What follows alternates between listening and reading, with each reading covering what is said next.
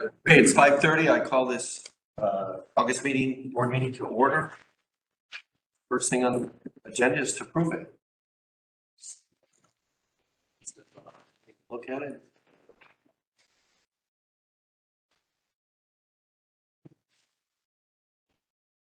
I'd like to know, the executive shows, once for building options discussing, why would that be an executive session? I can go over that actually. Basically, we're going to be talking about some pricing and numbers, and we don't want any of the contractors to know that. That gives us a competitive edge doing bidding. So we do not want any of the contractors knowing and having discussions about what you guys will be having discussions about, hopefully, which is like budgeting and things like that. We'll lose our competitive edge. They're a good example.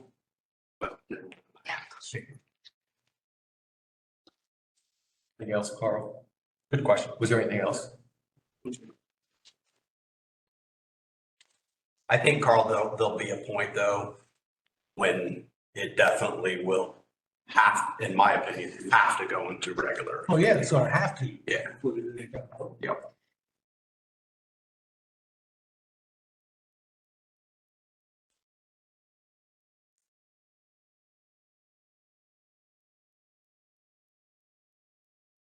So moved. First. And a second. All in favor, say aye. Aye. Opposed, say, okay. Then it's been approved. Next item then, Brett. 50 minutes. So safety moment, we did a couple, I'm gonna do two actually. So one is we did some Facebook work and just marketing in general, talking about right of ways. You know, we consistently go out and work the right of way program, and we do get asked a lot. You know, I get it. People understand that it's outages, right? That's the first thing that comes to mind, but it's also safety. If you see some, you know, you can look online and see a ton of videos where things are sparking and stuff, even though wood, you wouldn't expect to be a conductor in the right conditions it can be. So thought it was appropriate for a safety minute to, you know, just to, again, there are setbacks that we require, and it is around safety. Second thing is, so we're going to Lineman Rodeo tomorrow. It's going to be really, really hot. And so we got an email that was talking about, you know, make sure you drink plenty of water. And so I thought that was appropriate for us all with the hot weather that we're coming.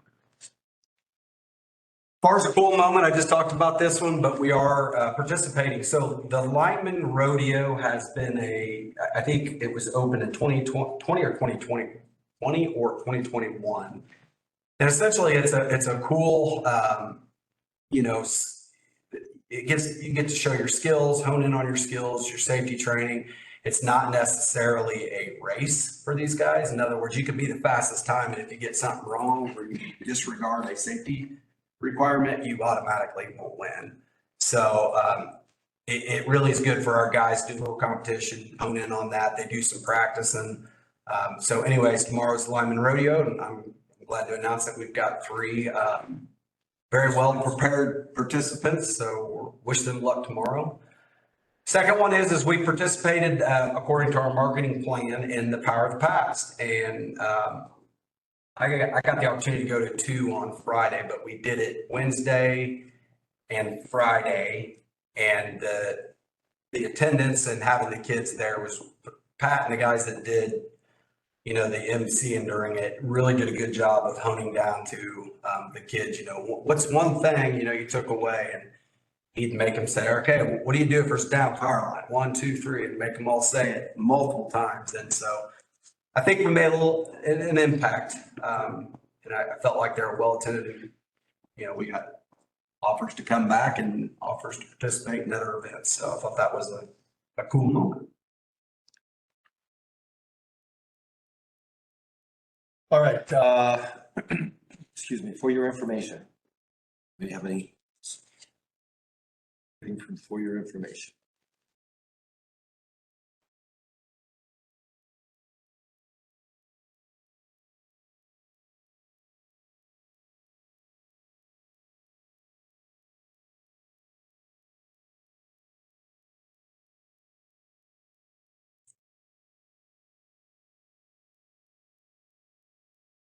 there gonna be a open action item about getting email addresses from people that aren't on Smart Hub? Mine is, you don't necessarily have email addresses from members unless they're on Smart Hub, correct? Correct. I know several people that aren't gonna deal with Smart Hub, so they need, in order to get some information. So is there a way to get a flyer or something, or a stuffer or something? Yeah, we talked about that. So it's going to be happening. It's just, we already had things planned for the next few months. So we will be doing it by the end of the year. To your point, though, it's not a problem. We'll just add it as an action item, so it shows. I didn't know, I said something the other day after, I didn't know if it needed to be an action item. It should be. You can put it on there. Okay, thank you. It has gone out of, I think it was in our magazine, and then we did some on Facebook, but we were gonna do a bill stuffer, so. You gotta use every medium. We're gonna have to hit it multiple times and just keep doing it and doing it and doing it until. Unfortunately, it's just the way you communicate. Does Abby generate those, most of those? Yeah. She's doing a great job. Yep. Communications are going out better, more communication amongst each other, so. Yep. Kudos to her for increasing that communication. Thank you.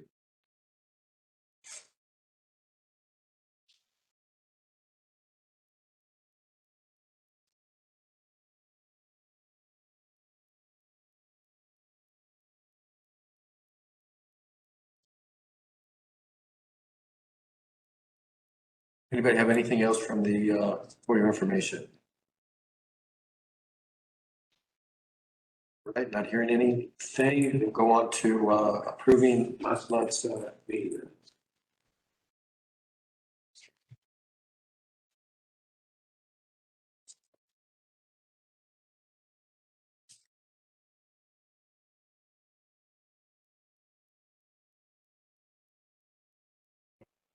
I'll second. We have a first and a second. All in favor, say aye. Aye. Okay, so meeting minutes passed. Next item, Brad, is the CEO update. Yeah, we're gonna keep rolling here. So, couple project updates specifically. So our safety award recognition program, we took into consideration and actually implemented the change you guys recommended last month. We went to the union, got that approved through them. And then, the process of approving the SOP is complete. So we're rolling this out on September 6th at our all employee meeting. Again, I think it's a really good program to incentivize folks to step up their game and safety. That's what we're always looking for. So I'm excited to roll that out on September 6th and see if we can get some folks enrolled in it. Pole replacement program. So just to look at some numbers internally, we've completed about 126. And these numbers, I'm telling you for a reason, because in our future planning, we're going to be using this year's numbers specifically. Because you guys kind of gave us an open budget to do as many as we could in-house. So we're definitely looking at those numbers to see, how many can we do in the planning for the next 10 years with full replacements here internally. So 126 internally, contractors are at 125 of 330. So moving along in the pole replacements. The financial management plan, we're going to talk about tonight. Broadband business model, we're going to talk about tonight. Capital credit retirement project, Matt's going to head up looking for some guidance on that. And then the solar information on the website, we rolled that out. I think it's been a couple of weeks now, where we've updated, and that is a dynamic website. If you all hear some other things that we may need to add, we can definitely do so. That's the nice thing about our website is it's pretty easy to. Questions about those projects or any other projects?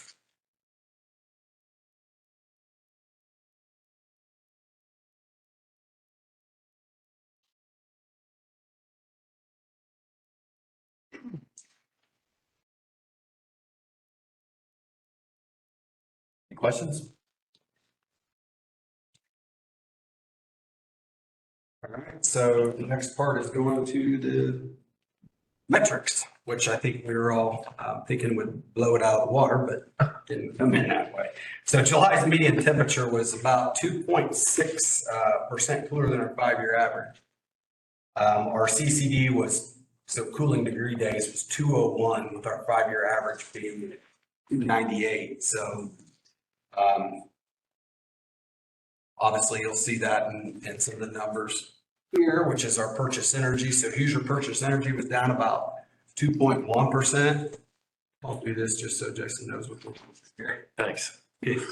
We're about 2.1% under our 5-year average, which is that dot right there, which goes along with the weather pattern we talked about. And then our NCP demand through Hoosier was about 1.5% lower than our 5-year average. So when you're talking about 2% and 1.5%, it's pretty flat, honestly.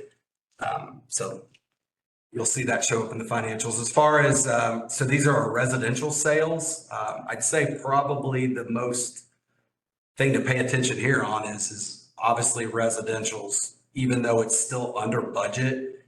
You know, we went from being 13% last month up to, so we made up some ground. Not quite there yet, but we made up some ground there. Commercials picked up. And then you can see where industrials and transmissions at. So we lost a little bit here, which was what was gaining all the other KWH that were down from here. So if you look at the company metrics on KWH, so again, I just went over that, but we were at minus 3.35 from budget. Obviously that number alone is a little bit misleading because of this down here. But then if you see over here, we made, I say a little bit of ground up, not much, but we did. And then you can see what the effect here on the residential had. Storms, we didn't have any major storms in July, although if you'll remember towards the end of the month, we did have that event where it was basically a 3-day event. Essentially, if you look at the durations and the amount of members that it had involved in it, it didn't get to the point where it crossed our what we call TMED. So it was not classified as a major storm. But then if you look at the lost consumer hours, again, it's less than our 5-year average. Usually July and June are stormy. You have quite a few outages as far as lost consumers, but it does show up here, right? So that 3-day the 2 different events we had at the end of July. Well, number one, it was spread over July and August. But you do see it definitely, I'm sorry, June and July. And then you do see it show up here. And a lot of that was driven from that specific event. Major causes, trees and lightning. So typically if you see where you've had some bigger storms due to wind, you're going to see that always usually be in the high. So trees and lightning were sort of the highest outage causes. Any questions on any of the metrics?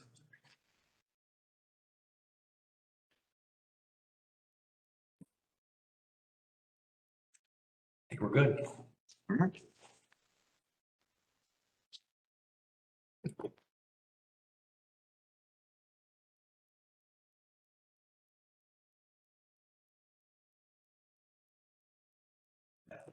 are you gonna categorize this month's outage? Say that again. How are you gonna? Oh, yeah, I don't know. Accident. And then just Yeah, vehicles or machines. it'll be vehicle machineries. Well, okay. Yeah, well. That was an interesting one. All right, we'll go on to the next item, the risk management report. Yeah, I wasn't going to get into great detail unless you guys have questions. I would like to ask the question at the end to all board members is our risk mitigation process, what we do is we meet quarterly as a team, my leadership team. We discuss any risk that we see coming, and then we go through all of the documented risk registers, right? And so all we're trying to do is to identify risk. We estimate what the probability is, and we estimate what the impact is if it happens, right?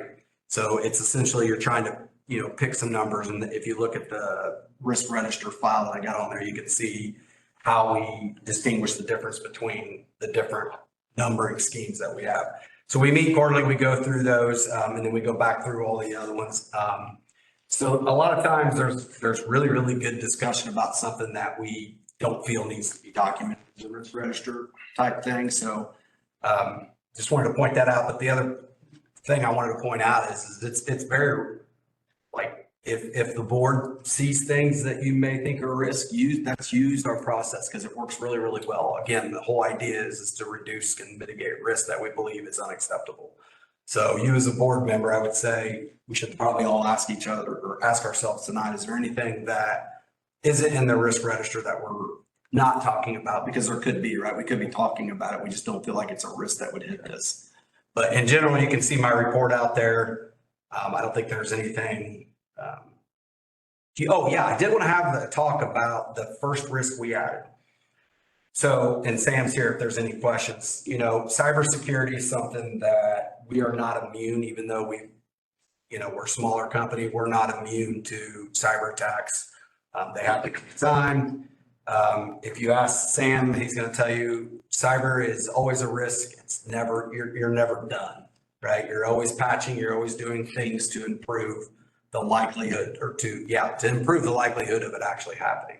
So one thing that we did as a talk in our risk meeting is if you look out on the website, we used to have out there all the leadership staff in our emails. That's just another place for a hacker to go and get your email address and send you phishing attempts. So we made the decision from a leadership standpoint that they can get our emails if they want to call in, right? So if a member wants our emails, they can call in the office. We'll confirm they're a member, right? And we can get them an email. It's not a problem. But we didn't feel like it was worth the risk of just putting our emails up there. So you guys are also a part of that. And I understand your roles and responsibilities are completely different than the leadership teams, but it was something that we wanted to bring up. As far as your email addresses are out there, your cell phones are out there. Cell phones, Sam, you don't really necessarily have a problem with cell phones being Cell out phones there. are the same thing. I mean, they do, it's called phishing instead of phishing. I mean, they'll call you and try to get information, the same as emails. But there's an inherent risk with everything you Yep. do. So it was just something that I brought up as, is it necessary? Is it not necessary? And let you guys kind of decide whether you want that on the website or not, or another way to get it to members. So it's really up to you. I would say your cell phones and or your emails being out there. And maybe it's one or the other, maybe it's neither. That's really a board decision. We're just teeing it up. There is inherent risk. We felt like from a leadership team, it didn't make sense to have ours out there, because if a member wants to get a hold of us, let's be honest, they're going to get a hold of us. If they need an email, they're going to call in and ask, and we'll give them an email. We'll confirm they're a member, and then we'll give them the email. So I don't know that it's necessarily, but I do understand that your roles are different, right? You're an elected board, your constituents to your members.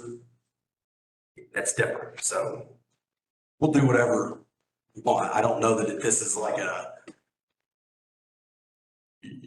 thou shalt not put your email on the website. I mean, it's just a risk that you need to know is out there. So just tee it up. But it would be impactful to the RMC if, something was sent to us. Oh, it's Via email, correct? I mean, the phone's one thing because it's our personal, property, but then if they went through our email here, it could ultimately affect things, correct, Sam? It would just gain them access to another way to possibly get into something else or send an email on your behalf and get information. I mean, it's a risk. I'd say it's small, but it is Still a risk. I just wanted to bring it up because the more information you have out there, the more spam and different things you get because they go and browse websites and they just pull all the email addresses off the websites and then they'll just continue to edit. Just like I did go through and look, and it's a mixed bag as far as other co-ops. Some of them show them, some of them don't. pretty easy to decipher though, even with our emails, the employee email addresses too. So it's probably the same challenge or concern as an employee or a director, correct? It'd be the Yes. same. Deciphering the phishing emails for sure. So with that said, Suzanne, you're good with keeping them on there, so. Absolutely. I mean, I think it's no matter what, I mean, I think they're going to decipher, it's Jay Lockley at DCRMC once they see the others, or once you give it out. I mean, they have to communicate. Yeah, if you make it harder on them, they're less likely to do it. So I mean, if it's not readily available in context, they aren't going to go in and manually type it in. But like I said, it's an inherent risk. I would say it's small, but I wanted to make sure it was addressed as a risk. And how do you get to the members to call in, get an email if they want to email somebody? You got to put it on the website and say, hey. The DCRMC at DCRMC emails out there, so they can email that directly. That goes to several people here. Yeah. So they can use that, or they can call the main office if they, feel like they need to contact us a different way. Little line saying if you want emails, certain people just call in. Like if somebody was to call and say, hey, I'm trying to get a hold of them. Yeah. We're going to confirm they're a member.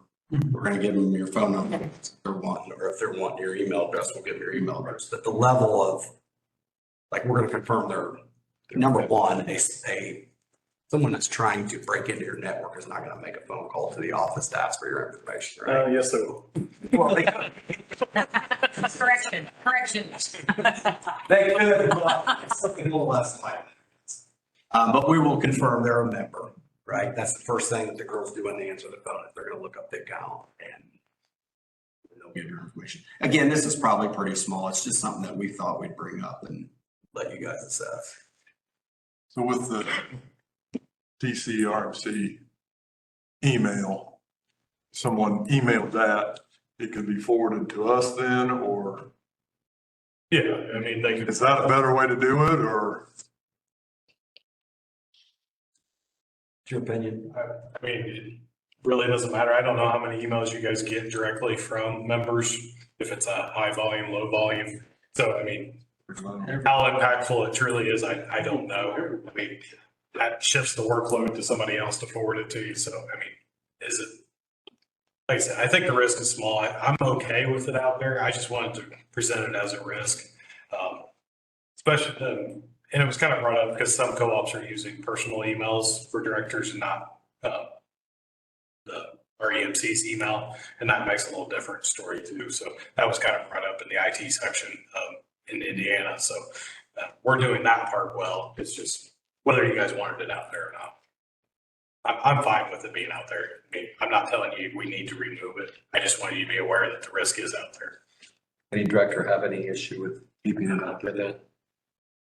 If we would have thought this was a bigger risk, we would have made a recommendation to remove it. I think we're good to. I'm fine with being out there. I think it'd be a good idea if we had some kind of training, cybersecurity training for the directors. Actually, that is one of the things that I'm looking to roll out as a kind of like a policy from a security training piece. We just switched over to our phishing campaign. Hoosier gave us direct access, so it's just our EMC now, not everybody's. So I can actually roll out that training and give you access to take as much training as you want through that. So That was part of the Cybersecurity project. So that will be rolling out and give you access to do as much training as you'd like on that. There's a lot of training training options out there. All right, so everybody's good with the way it is. So before we leave the risk page, can we walk through, especially now where MISO's issued the max gen? So let's kind of walk through this because I don't know if I'm exactly following the plan here or if this is done, if it's mitigated, if we're rolling on, because I don't have the warm and fuzzies about the mitigation that is. So it says not having a max gen curtailment plan and a blackout occurs. And then over here, the avoidance plan was a Miram PPA. In comp 305, I don't know what that means. Yeah, so two things that we've done to mitigate it. I mean, I know what the Miram PPA is, obviously, but I don't know that that's not what I was expecting when we were going to talk about like a load shed or curtailment because we were in a max gen situation, right? Yeah. Something that we were doing at Hoosier anyway, right? So Yeah. talk me through how this risk is mitigated. I don't believe it's mitigated. Okay. It's still open as something that we believe is mitigated for now, but I truly believe that, and if you see it's on a backlog, that means it is gonna be a project someday. So that's because, yeah, I'm trying to figure out how this chart works. Yeah, so if you look over on this, I forget what line item this is. Which one is it? Third, like the third one down. The risk level is modest. So you can see it's high, high impact, high probability, modest. So basically what we're saying is it's still, if you look over the residual risk is if everything is done, it would drop it down to this modest. So we're not there. So where you see it says backlog. Backlog means it's not an active project because we believe the risk is manageable right now, but it's something that we're going to need to do at some point. So what is comp-305? So that's our policy that tells us how to load shed. Essentially, it says you're gonna go back to Washington when we have max gen. And that's where we're gonna have an outage if we have to do a rolling. Okay. What I would suggest is depending on what we do with fiber, what we depend on doing with our meter packages, what we do with SCADA and smart systems. In my opinion, we need to be doing something like smart grid where you're shedding load by risk profile, right? And you're doing it for 5-minute increments. So if I gotta have a load shed for a half hour, I can affect 400 members for 5 minutes apiece and hit my load shed rather than going back to the back and hitting the entire substation out. We don't have that technology and investment. That investment has not been made. So at some point or another, according to this backlog project, we're gonna need to do that. It's all dependent on all these other things. So this comp-305 is more like SOP. what I would have expected to see. It's an SOP. But I would say that the LMRs are a part of why this is not That probably should be put on red here. anymore, because last year, when it got added, LMRs were not in place. But They are now. So tomorrow, if we do have an situation, we have 2 accounts that are on LMRs that will be required to load shed, which will impact Decatur County REMC. that'll be part of the comp-305. Yes. So the probability of members having a blackout is not as great because we do have 2 large customers that have signed up for quite a large reduction. And maybe we get more. And hopefully when the new one rolls out, we'll get more signed up, but we do have 2, which is Okay. better than most. Yeah, all right. Good enough. But depending on, what I would suggest is depending on what technologies and things we plan, our technology roadmap could help enable this risk by setting up a program to where we can actually load shed instead of what I consider traditional dumber grid that you have feeders that you can. Well, I mean, a mere PPA being a mitigation measure for that is exactly what you just said. Yep. For a dumb grid. Yep. We were gonna do that anyway. Yep. It's really not But it helps. working on it. It's on the backlog, so there's not actually anyone working this project, but it will be prioritized and part of our backlog. Good question, because that's how all these that you say backlog, or that you see backlog, what that really is telling you is the risk isn't it's not at the acceptable level, but it's mitigated enough to where we believe it can wait to be prioritized with all the other projects. So it has to do with acuity. It's not highly acute, right? Right. It's on the radar screen, but Until it is. on the periphery. It could be. Until tomorrow. Yeah. All right. Because it is, it's tiny, so much. There's only so much you can do. I mean, we don't have the technology to be doing automatic switching from here as far as you don't have the communication channels to do it. We don't have that. We've not invested in a smarter grid here traditionally.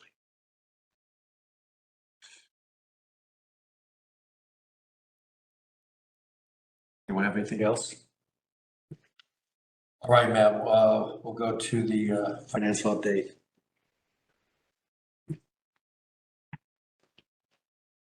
The big thing is purchase transformers. That's the big increase on that utility plant, and then AP went up. That's really all there is on the balance sheet. Matt, are we done now? Or have we received everything that we are going to receive? We have Phil, I think I said last month, we've got our entire emergency stock. So now we're gonna buy stuff as we use it. So from here on out, transformer purchases should drop unless construction or a disaster of some sort hits. So, Gotcha. Financials were, gross margin is running behind still. And after this month being cooler than expected, I feel fairly confident to say that I think it'll be less under for the year. However, if you look compared this year to last year, we are $1 million in margin ahead. So, I mean, we're still doing well better than last year. It's not going to be what the budget had hoped. I mean, we're not going to make that up now. I mean, tomorrow's going to make up some, but it ain't going to make up for the whole month. And if you guys looked in your temperature thing, we had a warm winter. We've relatively had a cool summer. So, any questions on statement of operations? I mean, I don't know that there's anything in there that's out of the ordinary.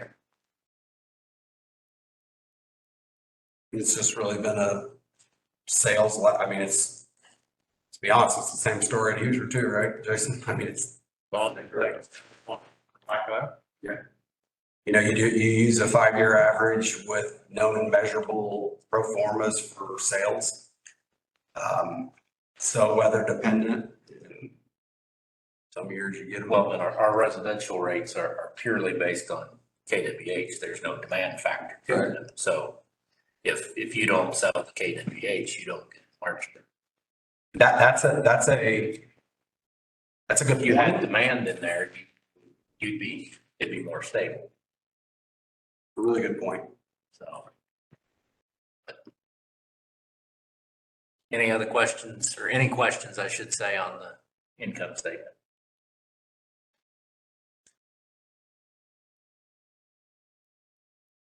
Cash relatively steady as well. I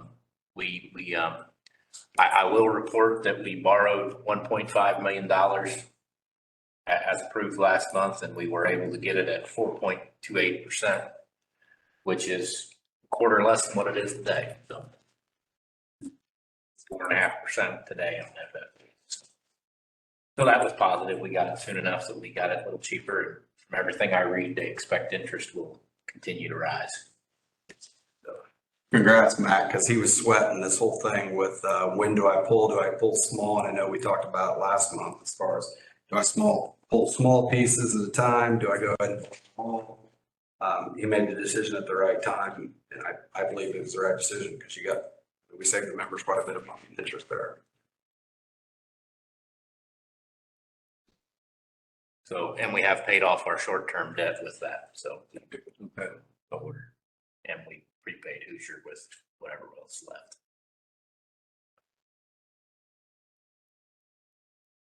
Next we have plant. Top one you can see is still the wire sale from earlier in the year. New services running under budget, meters and transformers well over, but that should be the bulk of it for the rest of it. Everything else, we will have more meters and transformers, but they're not going to be huge dollar amounts, hopefully, unless there's something major that comes through. Service upgrades, that includes the job there at New Point. So there's a bunch of money in there for that. Pole replacements regular, that's going to be anything. That's just like the accident the other week, it'll be in there and it'll come back out the following months after that.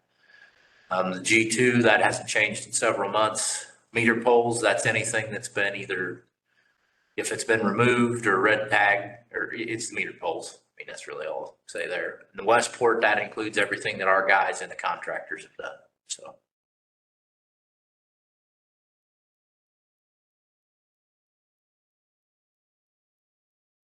Sam got his switches, that was the IT equipment.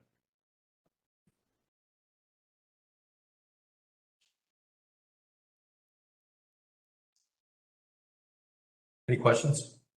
Yeah.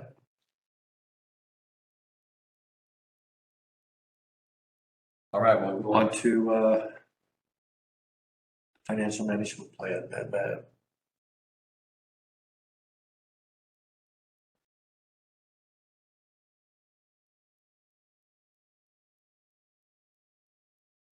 I'm not gonna put it back up here. Wait, what? No. It's the same presentation we had last, yeah. Guess I can if you want.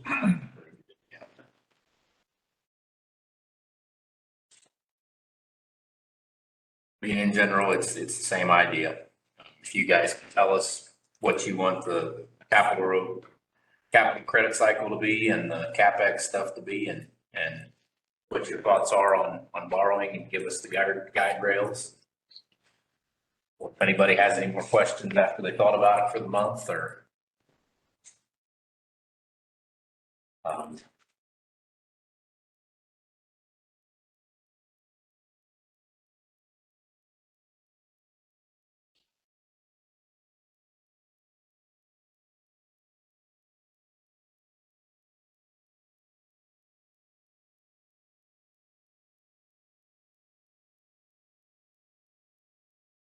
I think these, so essentially, you care if I kind of summarize here. So essentially what we're saying is there's a bunch of different, there's probably 100 different things we can put in a financial management plan. We tried to boil this down into the three main things. So it's capital credit retirements, it's pulls and wires, which is plant CapEx and debt. Those three are the chains you get to pull, right? Generally. And so we focused it down to those three. Our plan is we can start building on that as we go on. We do have 6 financial policies that one deals with capital credits, one deals with, there's 6 different ones that, in my opinion, are all intermingled and all really part of a overall financial management policy. So the thought is if you guys can give us guidance on where you want to be for these 3, we will draw it up in a overall policy. We'll take those 6 other ones, combine those 6 other ones into that one big management policy, bring that to the board, a red line to the board next month and kind of get it all written out. We can cancel the old ones, the old 6, combine them all into one. There's nothing in the other ones that I think we would change other than these 3 factors that we're talking about here tonight. In general, it's putting everything in the same spot. Yeah. Couple other things. One, I think you had an action item about interest rates and I could not find another co-op that did it that way. But I do think, Matt, do you want to go over kind of our interpretation of, because I know we had some discussions and I think me and Matt even somewhat had different opinions. Different. Yeah, about. So my theory on it boiled down to the borrowing. The borrowing would be, the recommendation would be to do the budgeting process as if you're going to borrow 50% of it, but that any borrowing would be approved during the budget. It's not automatically going to be policy that we borrow. It's the board is going to approve that in the budget, not, hey, this is the policy. The policy is going to state that the recommendation is to do X, but ultimately it's approved in the budget. That will be wording in the financial management policy. In other words, it's going to say, now you got to remember too, though, that our 10-year forecast, all the forecasting that we're doing is going to be built on what you give us here. So we'll build it. That's what I really want this for is to plug stuff into the forecast so that it's, and it provides good guidance to run AMC from. But I think that makes a lot of sense. What we don't want to do is we're in a high interest environment. Our policy says borrow 50%, and then we got to come in and you guys got to change the policy because interest rates are 20% or whatever it is, right? So this way, recommendations 50-50, that's how we're going to build the plan, but we can manipulate that and the board will approve it as kind of part of the overall budget, essentially. And that's how we'll have to word it in here. We'll build everything planning based upon the guidance you give us here. Ultimate approval will be in the yearly budget. So you're gonna merge everything that you have, come up with basically one policy that would include maybe, based upon your recommendations and if the board agrees to them, and then you'll have a red line for next month and we would approve the policy then. Yes, but what I'm looking for Or is, tonight is you want to see, does anybody disagree with what's recommended? with the recommendation. So why would we not leave the target at 30 years just as a question? We're already ahead of the 30 years, and if we continue to stay ahead of the 30 years, great. But why? I mean, because that's like a lever inside the lever, right? Like we're building a little cushion for, uh-oh. Yeah, that's why. So why couldn't we just leave it at 30 and roll on? But that says 28. Or what do you want the policy to say? I wanted to say 28. That way we got we've got the, because if you go over 30, you can get yourself in trouble. Right, but we all know that 30 is not going to be a problem. So why would we just not leave it at 30? We're overachieving, right? We are right now. But I understand that. That's what I'm saying. If we get in a situation, we can back up a little bit on that and still be within our range, right? Right. So we're fine. Is everybody fine with the 25 to 30 year range? We just keep it 30. So what did we borrow the 2 point, or the, 1 point, whatever we borrowed the other day, what did you run that at? Did you run it at 28 years or did you? No, we borrowed that for 30 years, but that's different than the capital credit. Okay, well, So Jason, and I think I understand your question, but we're actually experiencing 28 years. Is that correct? No, I think we are roughly, I guess, at 28 right now. Yeah. So when we say target, what we're doing is we're going to take, Jason and I had this conversation. So I think so you take all the retirements that we owe. What we'll do is we add those all up and we divide it by what the target is. So today the target is 30. Now, and then that's what we recommend to you all. And that's what we've been doing for years, right? That's what we recommend to you to retire. Now, what years? Totally a board decision, right? But what we've been doing is targeting that 30 years. It just so happens that there are some big years. And so right now, if you actually look at how many years we're back, we're right around that 28. So if we go to a target of 28, what we're going to retire every year is going to be higher than what it's been. Yeah. So I think ultimately Matt's saying that's fine. Let's agree the range is 25 to 30 with a target at 30, which means we pretty much do what we've been doing, right? This is just making it a policy. Correct. We would still have, the ability to do a special retirement. Yes. Oh, yeah. Yeah, the board can do Which whatever they would want. accelerate that, and then we would be, we wouldn't be at the 30 years, we'd be. Yeah. So The board can do whatever they want, whenever they want. I feel comfortable at the 30 and hopefully we achieve better than that. So a range of 25 to 30, but our target's 30. So We're going to divide by 30. correct. That's the target. And we can always retire. Correct. And then if we, And we have been. let's just round it up. Okay, then, maybe you're a little ahead. Or your next discussion about, the estate deal, Yes. that could accelerate us. Yeah. We won't get ahead of ourselves. Actually, maybe we should jump to that and then come back to the rest of it.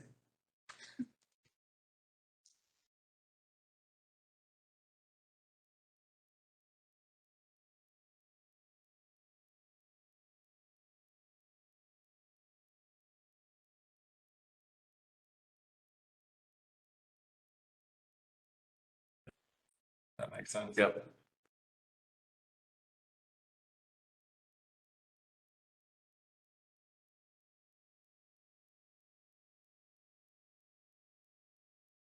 Everybody go with that? So plant CapEx is the next one. So this current BU is hard to look at because we're playing catch up, right? On our construction work plan, that's not typical. So it was recommended to be between 3 and 6% of TUP. So that's total utility plant, which is roughly 2.5 to 3 million.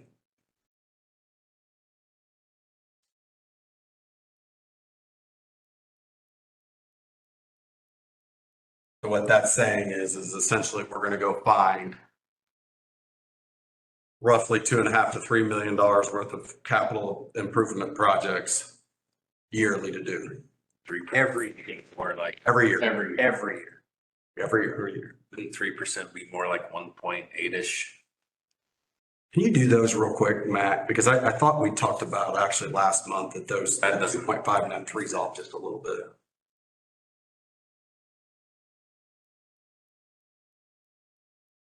Wasn't it like 3.5 maybe? No. 2 to, It's 3.6 on the top. I mean, if you're talking 60 million, 6% is 3.6. Yeah. Lower end is 1.8. Actually, It should be double because it's 3 is 2. picked pretty well in the middle. 3%. So what I did when I came up with 2.5 to 3 million, that was about where I thought it needed to fall. When 3% of the 4 million is what you're trying to get, right? No, total utility plan. 60 million. Rephrase that, say that again. Total utility plan, 3% of total utility plan, which is roughly 60 million. So 60 million times 3% is 1.8, not 2.5. Well,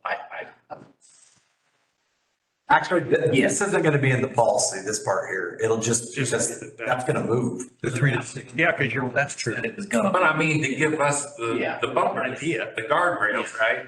The bottom number is already too high. Yeah, but You see where I'm going with this, right?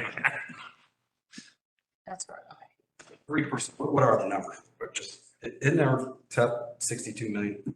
Oh my God. I just use 60 for easy math. Yeah. 2 million is 1.6, times it by what? 0.023, 1.86. So what are we using now to get the 4 million? We don't have a Oh, shit, we have done. None of this For how many years? That 4 million is just what we are doing based on where we were and what we hadn't done. Correct. So It's not to do a construction work amount, five-year construction work plan. We didn't do anything in the first 2.5 years. So now it's, you have to have it done at a certain point in time. So it forced us to do a bunch, plus some of the other stuff that we got going on, but it forced us to do a bunch 2 years in a row. So that number, hardly ever do we spend that much, but it wasn't driven from a storm. I mean, most of it was decisions we made. It's playing catch up. So 1.86 and then what, 62? I was thinking that was 57.8 million, but yeah. 47.8. That's what I said. Like somebody made And it. the prior transaction. Get to the nom. Call it 80 million. Not much work for a couple of years.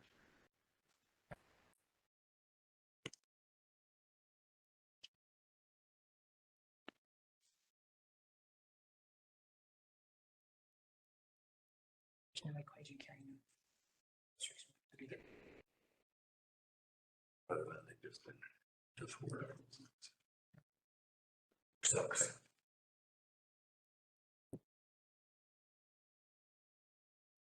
We good with that?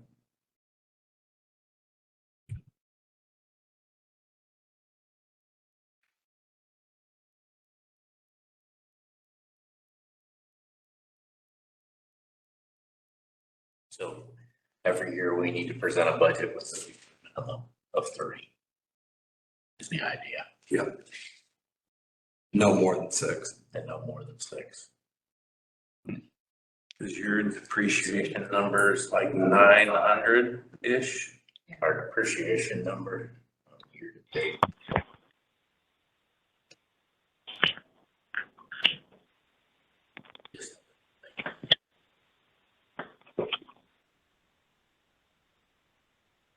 So in my mind, the first million you spend is just tread water, Yeah, Yes. right? that's why we First million and a half each year is treading. I mean, if you figure what it costs per a mile of line versus how many miles, So why do you say the first 1.5 million? because our depreciation for the whole year will be like a million and a half. Oh, you'll be 1.5 million at your end. Yeah. Gotcha. Already. Okay. 70 almost. Gotcha. Yeah. Oh, 970, yeah. You're typically right around that 1.5. Okay. So So and I figured we have 1,000 miles of line. It takes X dollars to build a certain amount of line. That's how I did it multiple ways to come up with that 2.5 to 3 million. So. But you can't base it off what stuff is today, though. I agree, for a policy standpoint, you have to use percentage of. Yeah. stuff. Can I request the depreciation schedule? It's not on the actual 990. I think I saw an old one. Is there something that just the one that was filed with the 2022 990, the depreciation schedule itself? Can you email that to the board? Just more out of curiosity than anything. Just when we start talking about depreciation and cumulative, I'm just curious to see what actual items are still on there. The assets are on that schedule. Just curious, rough number. I'd have to look at it I'm not gonna make sure. And it's just for curiosity. When we talk about it, I just have no idea what's not even on there. Easy ask for it, yep. Thank you. I don't want to tell you no. That's fine. You had that one indelibly etched right there. Actually, that's not, it's probably. How many pages is it? And I can tell you how many, I can tell you it's on. It's reasonable. I'm sure a lot of things are depreciated out. It's been cleaned up a bunch, so. Like, we're not depreciating pens and pencils anymore. I would hope not, but We were. I would, This is our capitalization policy. how good are those pens you're buying? They must be really good. Unwritten rule, that needs to be in this. They lasted 5 to 7 years or less? $1,000. Thank you. But that, it depends. Sure. I thought it was 12. Depends. That honestly needs to be part of our, Yes, that should be part of this plan eventually. yes. It will be final approval forecast uses. Does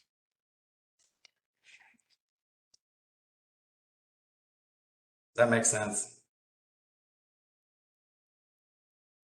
Yep.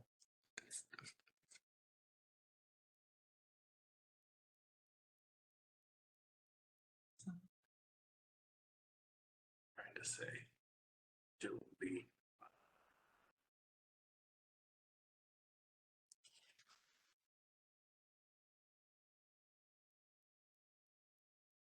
So these will go together, and the wording we put in the policy, or, yeah, the policy would be completely different. It's basically gonna say, we're gonna use for a budgeting, for forecast and planning, we're gonna use 50/50, if that's what you guys come up with.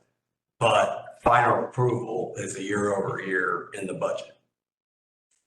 If that makes sense. So Matt, are we done with the depreciation schedule? Are we still talking about that? Yeah, he's just gonna email it to me. So on this equity number, 40 to 70% with a target of 55 and we're at 61-ish. So if you fund 50/50, that's not really gonna pull the 61 down. That's a good point. No, it won't, but So we would maintain, it's essentially you'd be maintaining where you're at, wouldn't you? it would actually probably go up because Hoosier will go up. But 50/50 maintains it locally. So, I mean, would it be realistic to say that the target's 60% still? I put 62. I just changed it. Where, well, it's, you gotta go up one. I just say. Oh, gotcha. It went, I mean, we're splitting hairs. I mean, it doesn't really make much difference, I guess, but if you really wanted to do 50/50 funding, it's not gonna go down. no, it's not. You can't.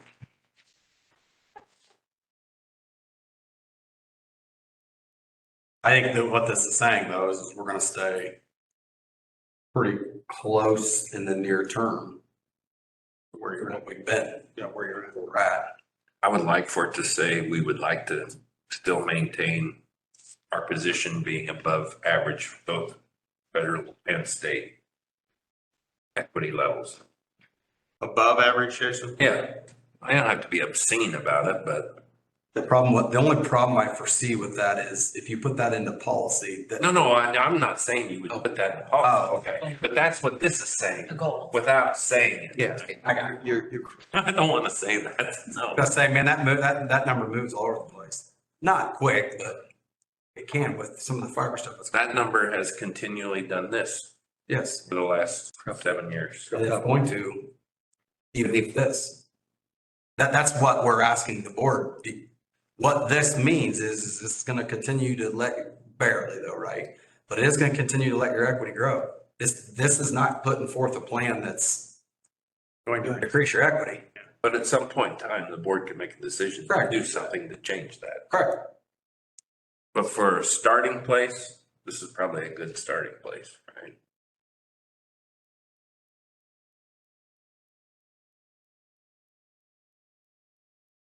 Appreciation schedule. Thank you.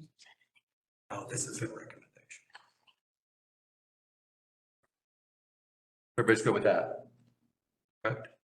I think that's all we needed. And again, just so I'm clear on what we just talked about and what you highlighted, that's the guardrails, the bumper, whatever, to give you the tools you need and the plan back to us, but that doesn't lock us into anything. It's all through the budgetary process that we get the ultimate approval.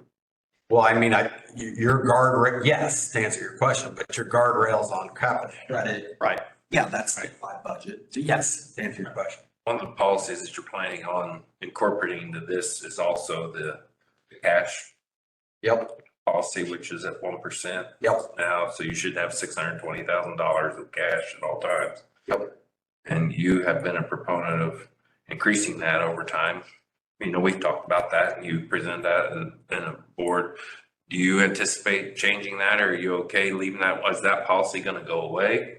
Because it's not addressed in any of this. Or is it Everything, gonna be- the other policies will be moved as is, just merged into the board. We won't even change. them. Okay, so are you proposing a change to the 1%? I wasn't thinking about that at this time, but I guess. Okay, I'm just asking if I mean, I don't have an opinion either way. I'm just asking if that was part of what you were gonna. Well, now that you bring it up, I think. I don't wanna hash that out in the budget meeting if we don't need to. right. I mean, I guess what is the board's appetite to hold it in cash? I mean, As long as you're able to manage your monthly cash flows at 1%, I'm fine with 1%. But you're the one that's managing the cash, not me. I'm more comfortable with it over time than I maybe was. Okay. Say it again, Matt. I'd say I've gotten more comfortable with it over time than I maybe was originally. He's lived the month to month chasing down what bills to pay before in the past. I've always been realistically, if we have a problem, we have money we can borrow. And by and large, if we don't get paid from our members, we just won't pay Hoosier. That's a good backup plan. Has that ever happened though, since you've been here? No. So that's kind of an And you've not- exaggeration that maybe Yes, is possible. I mean, we're talking Crazy world. unmitigated disaster. Right. Worst case scenario. And like you say, you have short-term access to lines of credit that you Yeah. can get if you absolutely needed to. All right. Look for that policy next month then. The next item. Capital credit project guidance. Matt, you're gonna help with that.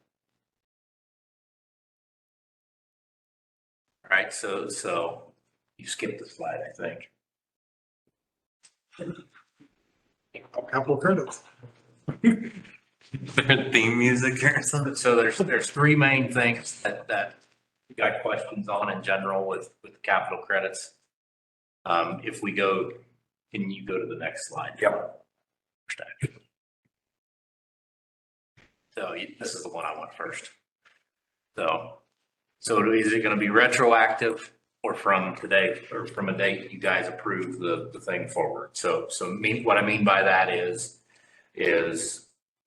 everybody before, say, January 1 of next year if you passed away, you're still on you get your money over 30 years plan, but it changes as of then? Or are you going to allow me to bring my thing in from people who've passed away in my family next year, discounting it, knowing that, hey, it's. So next is who qualifies for a early retirement. Is it estates only? Is it people who move off the system? Is it dissolved businesses?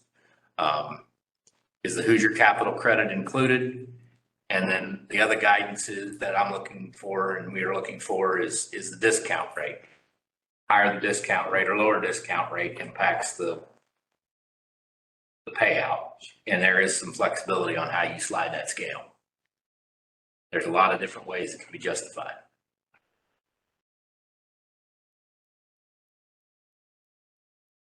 So the goal, fairness to current members, future members, return members' money. And it's not a huge difference. I mean, the discount rate is going to be a discount rate, but you can vary it based off what models you take.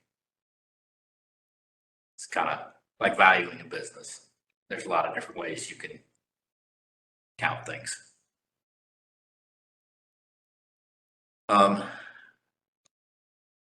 Next, skip the. Then the discounted portion will not be retired. It will become permanent equity. And then one thing to note, if we allow this to be retroactive, it could be a reasonably large dollar amount for a couple of years of capital credits. So any questions on any of that? Any comments? I guess I'm looking for one, do you want it retroactive or from an approval date forward?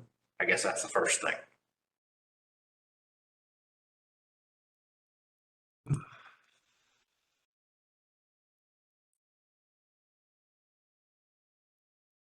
I don't think it's retroactive. I think it's approval date forward. And that may be January 1st, 2023, or maybe January 1st, 2024. Right. That'd be It's not fair. today. It's just but not necessarily retroactive, but pick a date. Are you thinking like a year back, 12 month? I mean, it's kind of That's why I said, like, The first of the year. January 1st, 20. So if anybody passed away January 1 of 23 forward, they would qualify. Maybe, or maybe if it takes us a little time to get this in place, maybe it's not till 1/1/24. Okay. But I don't think we're going back if someone's passed away in the last 10 or 15 or 20, we're not doing that. Yeah. Oh, well, that's my opinion. I shouldn't say. I think it should be approval date going forward, but that date will be subject to when the funds are going to be released. We can sit here and pick 1/1 just in case it's like Jason said, it's not going to be released till February 2024. May want to pick 6/1 or so, 6 months back, et cetera, but. And I personally don't think the Hoosier capital credits are included because we don't always, that's not a guarantee. Well, that's what We have no control over that in essence. We have a 1 vote of 18 of how those funds are retired. So we don't know if that's not we have an opinion of what we think will happen there, but that's not a guarantee. Our capital credits here at DC, we can manage and we can allocate and retire. but then we'll have to track those people through the system. well, we don't pay out, we don't pay out Hoosier capital credits like, what we've typically been doing is whatever we receive is what we retire. Although I guess in the last couple of years, we've had these special retirements. I don't think that's gonna be a problem. So tell me what's your opinion on that? The Hoosier? Crystal? I don't think you should include Hoosier. Okay. So you guys are already prepared to handle that separately then? Very simple. Okay. Rest of the board good with that? Now, so on the specific date, so just so everybody understands what this process actually looks like, there's kind of two different date/early retirement options. So it kind of will come into the question about, do you want estates only, or do you want like members that move off of the system. So estate only, I hope is what you're going to say. So if somebody passes away and they come in and disconnect their service, their air comes in and disconnects that service, there is an option that you can, at that point during that service order, when you're doing that disconnect service order, you can run a calculation worksheet that will tell you how much is going to be retired back to them in their capital. And then it would go through the formula of the discounted amount. And you could, at that point in time, tell that person, do you want this money now at this discounted rate? Or would you rather say no, and you just want to let it go through the 30-year process? So that takes care of them faster than running them through the estate retirement, because the estate retirement you would typically do once a year, and you would collect a form. We would have to create a estate retirement air form, basically. And we would, for every person that comes in that brings in the death certificate, they would fill out that air form. We would run the calculation at that point in time while they're here, and we would fill in the amount they're going to be getting paid on that estate retirement form. Then we would just track that on a spreadsheet. And then once a year, you would just go in and you would run it as a batch. And every person that you have a piece of paper for, you would key them in, and then you would run it through that estate retirement. So you can do them both, because I mean, if they're coming in and disconnecting their service and you can take care of them at that point in time, why not? Instead of making them wait. If it's just somebody that has passed away 6 months ago and then they just transferred the service to somebody else, didn't even think about their capital credits, then you would do it through the estate retirement. So I was really hoping you were saying estate only, because I did some numbers today for people that were just inactive accounts that have just left the service. And that would be a very large number that would impact us a lot. So I just ran like the last 2 years, and it was $1 million for inactive accounts that we have sitting. Now, you know, they're not all going to come forward, but what if some of the large operations that have a lot of money that have dissolved, they come in and say, hey, one of them in particular I looked up was $20,000 for just the REMC portion. They came in and said, I want that money now. We would be paying out 20 grand just to one account. So yes, but it would be a big number. Yeah. If you had a lot of them, I think that would be a bad idea, but so I would recommend these. Yeah. And same thing with the dissolved businesses, that kind of falls in that same category. So, But those were options. That wasn't necessarily.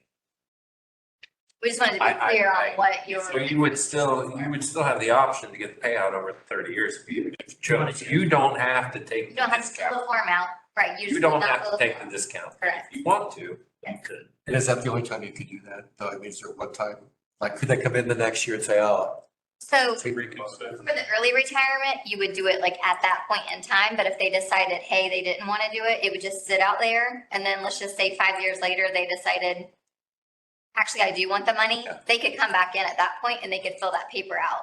And then that would go through the estate retirement Yeah. as the annual process. And then they would still get their money at a discounted rate. So it wouldn't just be a One time. do it now or lose it. So the estate the estate distribution would be a single annual distribution then? Correct. Yeah. I mean, we could do it as often as you want, but I mean, annually, because we do everything else annually. I could get paid. So then how will the discount be calculated? Is that something, because I had a discussion with some Hoosier folks when we were at our event last week about this. And there are systems that are doing this. It seems like not very unusual that people are doing this. And some of them are coming up with their own, like there's not like a NISC like file that you could discount necessarily, so. You put the numbers in. Yeah, I think Right, but whatever you want us to do is it just gets keyed into NIC. Well, that's why I asked, do you want the discount rate to be higher or lower? Because it depends. Do you want it higher than? You can, there's enough leeway. So the difference there is, I mean, we're not talking 20 on an annualized basis, you could probably have your discount rate. Or you could have, for example, 3 to 6%. You can justify even more. Well, over time, that adds up to a lot of money. Right. So is there some IRS guidance or on what's going to be acceptable, or that's Matt's opinion that 3 to 6% is acceptable? I just threw that out as an example. I mean, it could be, I mean, there's methodologies that you can follow, but there's leeway within the methodology. Like you could, for example, you could use what the REMC's weighted average cost of capital is. You could do what the REMC's cost of debt is. You could do, you take the, I mean, it's gonna tie back to debt and equity, to a certain extent. So I'm an advocate for this, obviously. But is there any kind of problem when we go through and we target some of those higher margin years, more recent years, and we've done that in the past. We did that during COVID. Hey, let's take this special retirement and let's pay off, let's give this back to some current members. So is it a little bit contradictory that we would discount your estate, but we're not discounting those that we're paying off early? Yeah, that's kind of, The difference there is we're deciding to pay it off early. They're not coming in and asking for it early. yeah. Okay. That's fair. And they're still an active member that's still bringing in revenue. Not all. Well, if they're an active member that we're giving back money to the I mean, majority. when we're of the talking community. about the estates people, they're not gonna be an active member. Right. But those years that we are paying a little early, that's a good point though. We're choosing to do that as a help. Right? Yeah. But I think that needs to be documented in this policy. That's a great point that, why, justification in the policy, that's why, right? I mean, I agree with it only being estates. I thought it'd be simpler just to include Hoosier, but if you said that's easy to do Yeah. too, then I have no issue. I'm just worried. The process, you're selecting whether you want to do co-op and Hoosier, or if you want to do co-op only, or you want to do Hoosier. It's just the checkbox, what you want to include, so it's not a problem. Then all of that Hoosier money would be paid out on the 30-year cycle. Like this, so they would still have to fill out the air form for the Hoosier money. So is that overcomplicating it though? No, it was just another. But I thought the idea partly was to get this cleaned up for folks. So we're only gonna clean up the Decatur Center. Yeah, you're only going to clean up rid of it. That was my thought on why you just pay it all, but I also see the side that You just don't know if you're getting that money. that's why we're asking for guidance. And you don't have to make a decision with IRA. No, mostly we just wanted to know where you Yes, stood no. on all of these things so that we could know what do we need to do to So, and plan. the weighted cost or blended average cost of money for us is a really good place to start, right? I mean, I don't know if it would do you be, want to include the equity number or just the debt number? I mean, that's where I mean by the disc. What I'm asking there is I can use different methods. It's, do you want the discount rate to be higher or lower? The higher the discount rate. I think it should be lower. So you want, so lower discount rate means a higher payout. Yeah. Okay. That's just my opinion. That everybody else has their own. We're not trying to make money. I figured we'd go right middle is what I figured, but Jason, why would you say lower? Just to be fair to December is maybe to get more people to do it. But if we're not gonna clean up the Hoosier, then maybe it's not really that much of a benefit. Well, the Hoosiers a maybe. I mean, it's typically usually about half. I mean, if you look at the years, you've Yeah. got about equal amount in REMC and the other ones from Hoosier. They're very close. They're usually half and half. my theory is you pay the Hoosier and you use a high discount rate because, hey, you got your money back. And you can do that. You can make it, you can make. What was that? One higher than the other? You make different rates. Well, no, I was saying use a high discount rate, but include the Hoosier Capital We'll credit. pay them both, but at a higher discount. As we get closer, can you do those numbers for us? We're actually looking at the numbers of the difference of what we're looking at. Yeah, we can. Yeah, we can just make some samples. Because I know there's a difference, but in my mind, I have no idea what that number, what that number is, if it's that, you know. Is there like a thing, like an average, like, RMC member that's been on the system for a long time and member X passes away and they're gonna do this program? Is there a way that we could like run it Yeah, that's what I said. We can do a test. Numbers. But in general, both ways? what he's saying is if you tell him, do you want to hire? I understand that. He's gonna pick whichever results. Well, for this, just pick a middle of the road. That's what That's what I'm. middle of the road is fine. I just wanted to know what your guys' thinking is. What is our, Like, I guess what numbers are you thinking? Are you thinking like a low end is a 3%, then you're gonna do a 7% and then a 10%? Like, because I we can run all four. Like we can do How a, hard is it? it's not hard. It's not hard. So we could do, 357? yeah, like we want to do. I wouldn't go up to 10. And you can see, Say 7 the max, just to a 357, so we're actually looking at numbers. That would be helpful. Okay. I mean, of course, I'm gonna say discounted right now, but I'm not looking at the numbers. I don't know what. Thank you. that way you can see difference. Can we run it with and without user? Yep. I want to just run some scenarios. So that's what we kind of wanted was, what do you want to see? Like what Option options? those to us, so we can have a decision next month. what is our single primary goal in doing this? What's the number one thing we're trying to accomplish?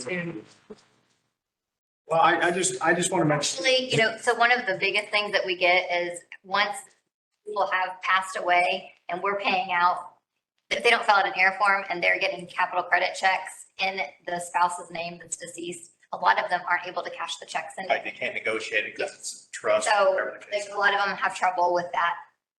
People seeing their spouse's names on checks that have passed away, like that's a trigger for people. So is. not having to deal with that for 30 years. I mean, they don't want to come in and change the account over because they don't want to remove their name from seeing it on the bill. We hear that a lot. So it's just, if you could wipe it out, clean it up, if that would never happen again and they'd never see that. So those are things that I see from the front Practical. of things. And I've heard in the past, like, hey, we want to be there for a member that's lost someone. If we could go ahead and give them their money that we rightfully owe them at some point in time, maybe help the situation, maybe burial, things like that. So from that standpoint, we want to include Hoosier. I know. Well, and to incentivize it and lower discount rate. Right. Theoretically, you want to try to give them as much back as you can. But you also want to be fair to everybody who's still alive. Right, and there's financial implications for doing that as well. Yeah. Right. So if you start paying out a bunch of money and then you might have to borrow more money because Exactly. you're not using that money to run your business. So We said that Hoosier money could maybe not come to. So as of right now, I know I had a neighbor move down to New Orleans, but his children are all over the United States. So he's still getting this that's sent to him. So so his children have to wait for him to pass away. That's why we put on there members that moved away. But wouldn't we, once we get this going, wouldn't we kind of budget or allocate a certain Yes. Yeah, one of the credit things would that go to this? So we're not gonna borrow money. it's gonna be the first X dollars each year, or whatever it's gonna go towards. Yeah, you would have an First come, first served. average of what. And it would, So it's not really gonna affect our operating budget. I mean, it shouldn't, unless you budget for 20,000 and you end up paying out 100, I mean. But I mean, you're just essentially, you're not gonna pay as much to the rest of them. Yeah. Because you're gonna pay these Yes. off first. That's where the higher discount. Yeah. And I mean, And in the big scheme of things, it's not gonna be impactful to everyone else that's still on the system. If you would include those other qualifications. Yeah. Yeah. Yes. Yes, if you took everything that was listed out there, it could be very. At the time, it was just for deceased. That was. But, yes, Planning and settlements and all that kind of stuff. For that case. but those were all options we'd seen. We talked to them, and Crystal and I went through and we sat down. What is anybody else doing? And that's what we all came up with, to give you guys what's all going on. Everything. But, I mean, it will affect the budget. It's just not gonna be that. Well, Your capital credit, credit amount. it's not gonna change. It's just who's gonna get that money. Yes. Oh, so you're gonna, So We'll pay these. And that is, these will get paid first and then I'll. so we'll have to, I didn't realize that. Okay. So what you're saying is you're gonna prioritize to see. If you're gonna pay $1 million in capital credits, that number is not gonna change. Okay, Yeah. I didn't realize that. That was additional. I thought this was additional. No, it's. That makes sense. You would still be paying them. You're just gonna pay them earlier than you would be paying them. on the You're- center. you- That makes sense. They would have just been getting a $13 check instead of 200. That needs to be Yes. wrote into the policy, because that's, Well, yeah, I mean, that's how that the could be policy a for the Senate. later. These will be. Priority. And you could limit it to a certain percentage.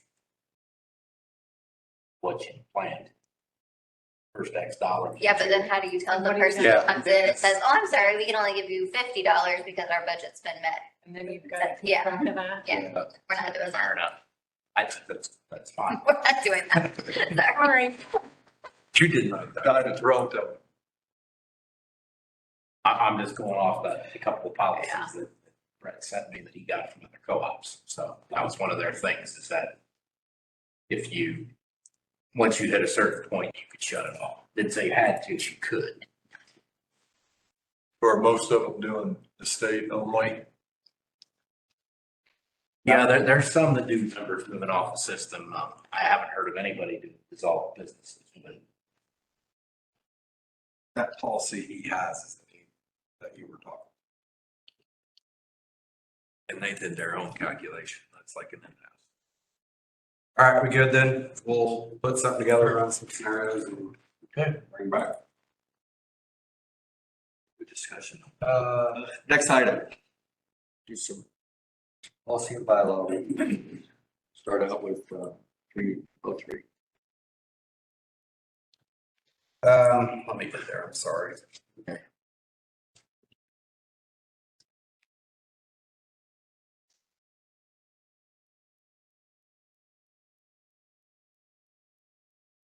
So the first one, is that? Yeah. Okay, yeah. So for the first one, if you look at the memo, it tells you exactly what we are changing. So a couple things. We have consistently, have had, you can run into problems getting stuff to IEC in time for all of your marketing stuff on the magazine in that 60 days. And we've been talking about that for a while, for a couple of years. In fact, I think this was one that we tried to change last time or last year. We want to move that to 75 days because that'll give us room to be able to make sure we can get in the magazine. So essentially, all we're doing is changing it from 60 to 75 days, both the petitions, in order to have time. So if you petition, we'll have time to make sure that you get into the magazine. And that's really just driven from the time it takes. So you're looking at bylaws, section 4.05, so everybody's following along to see what you're changing.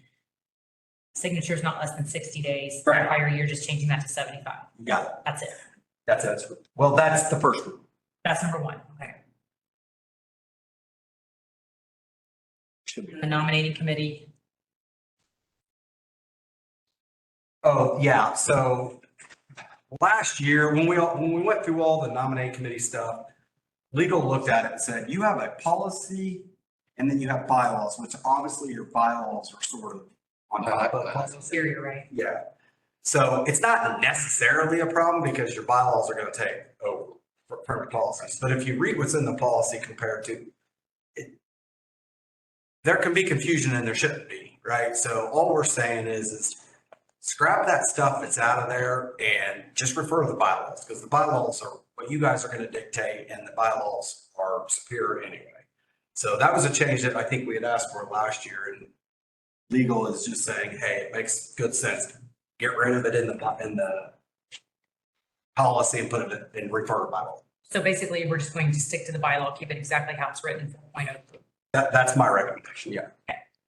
And then if you go to, sorry, I'm just going down through.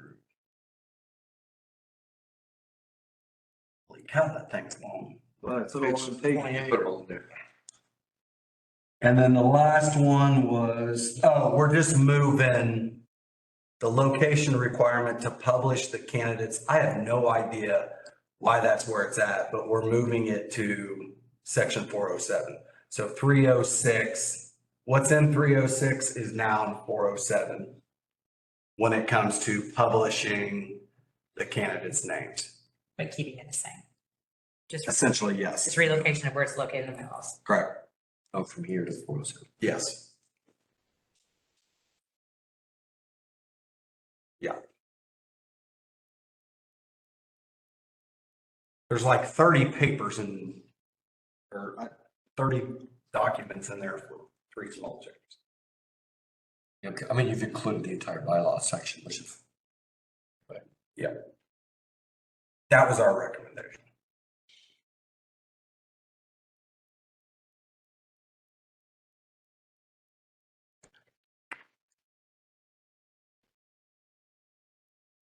That last one you were talking about did remove newsletter because we don't have a newsletter. Oh, yeah. Did you catch that? To be, And the only difference, we moved it down to that other section, but he is right. We removed the newsletter portion. I was interpreting the newsletter as the connect, I'm sorry. well, but it's not technically a newsletter. It's a magazine. That's why we want to get rid of that, because if you want to get into technicalities, which we have. No. Which we have. That's why I want to clarify everything on this before we do, because of the i's dotted and t's crossed.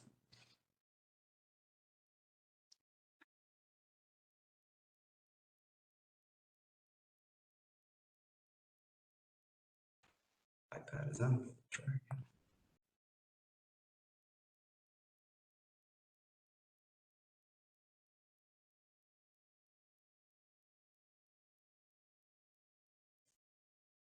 So is this section of the bylaws up for discussion then? Sure.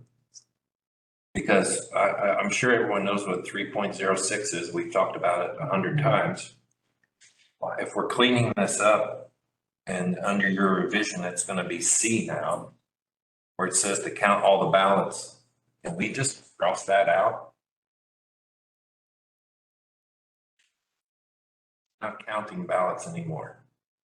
With the assistance of the, We have had, I don't know how many meetings and arguments about this. Let's just remove it. And then it's not a requirement of the nominating committee anymore, and we don't have to argue about it. To do that, I think we should have a nominating committee have their input on that.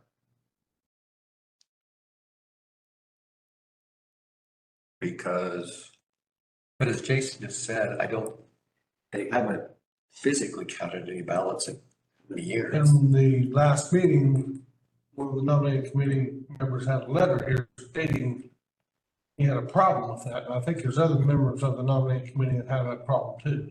They just haven't come forward. If it's not on the bylaws, then they can't have a problem with it. Actually, that was suggested. They have a problem with finding a name to something. Well, that's something else. While we're talking about that, where does this say in here that the nominating committee has to sign anything to certify an election? Because I can't find it. It doesn't say certify.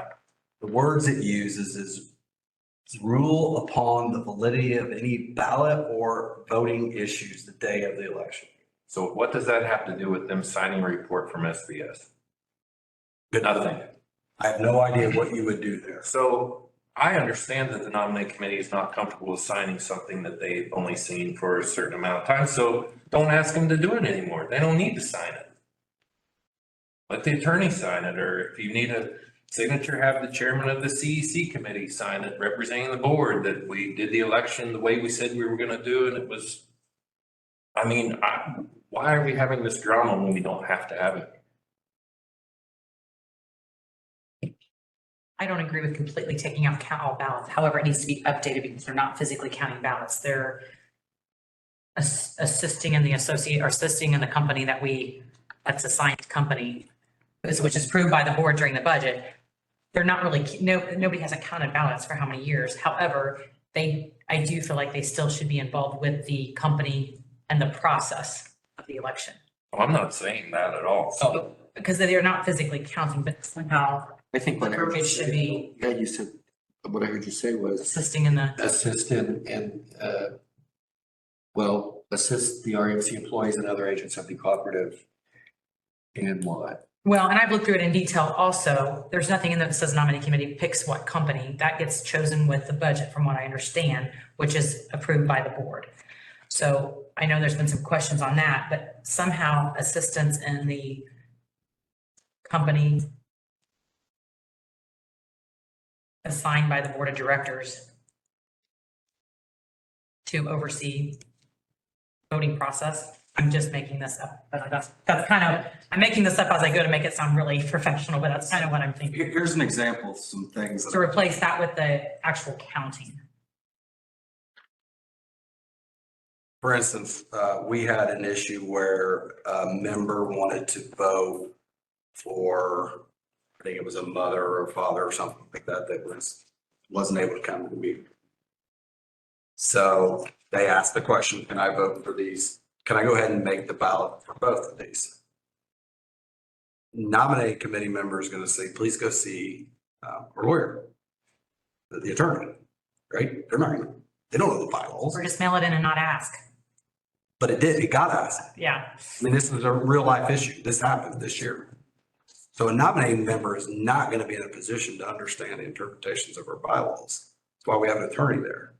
But they also should still be involved with the process of the company that we assign to assist. If we choose to do ballots on site, if there's questions on that that should be not the board of directors, that should be the nominating committee. I want to be very clear, and I hope that we're recording this tonight. I am not proposing that we take away any role of involvement of the nominating committee in the election process whatsoever. I want to be very clear about that. What I do want to do is take away the things that they are not comfortable in doing anymore, or they're upset that they say that they should be doing that they're not. I'm not changing their participation at all. And I agree with that. I think we just need to update the verbiage because this probably hasn't changed since they physically counted. Correct. So we just need. I have to been. Yeah, we did. We added, that was Exactly why it was amended.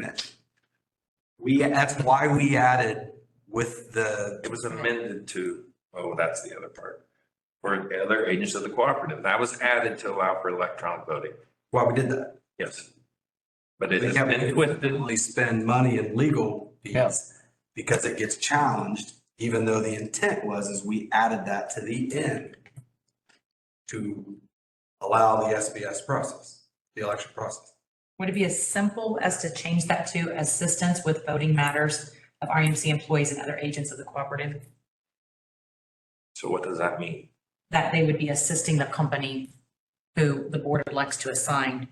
In voting matters. Because if we're just doing online only or mail-in, there would be nothing to count for the nominating committee. The only reason they'd be counting at all involved would be if the SB or whatever company we use would have that. Because if we just did online and mail-in, the nominating committee would have nothing to count. They didn't this year. We don't know. I mean, it's all scanned in this year. There were no paper ballot papers. There's nothing for them to count. And I guess that goes back to the communication of the nominating committee with the company that's used.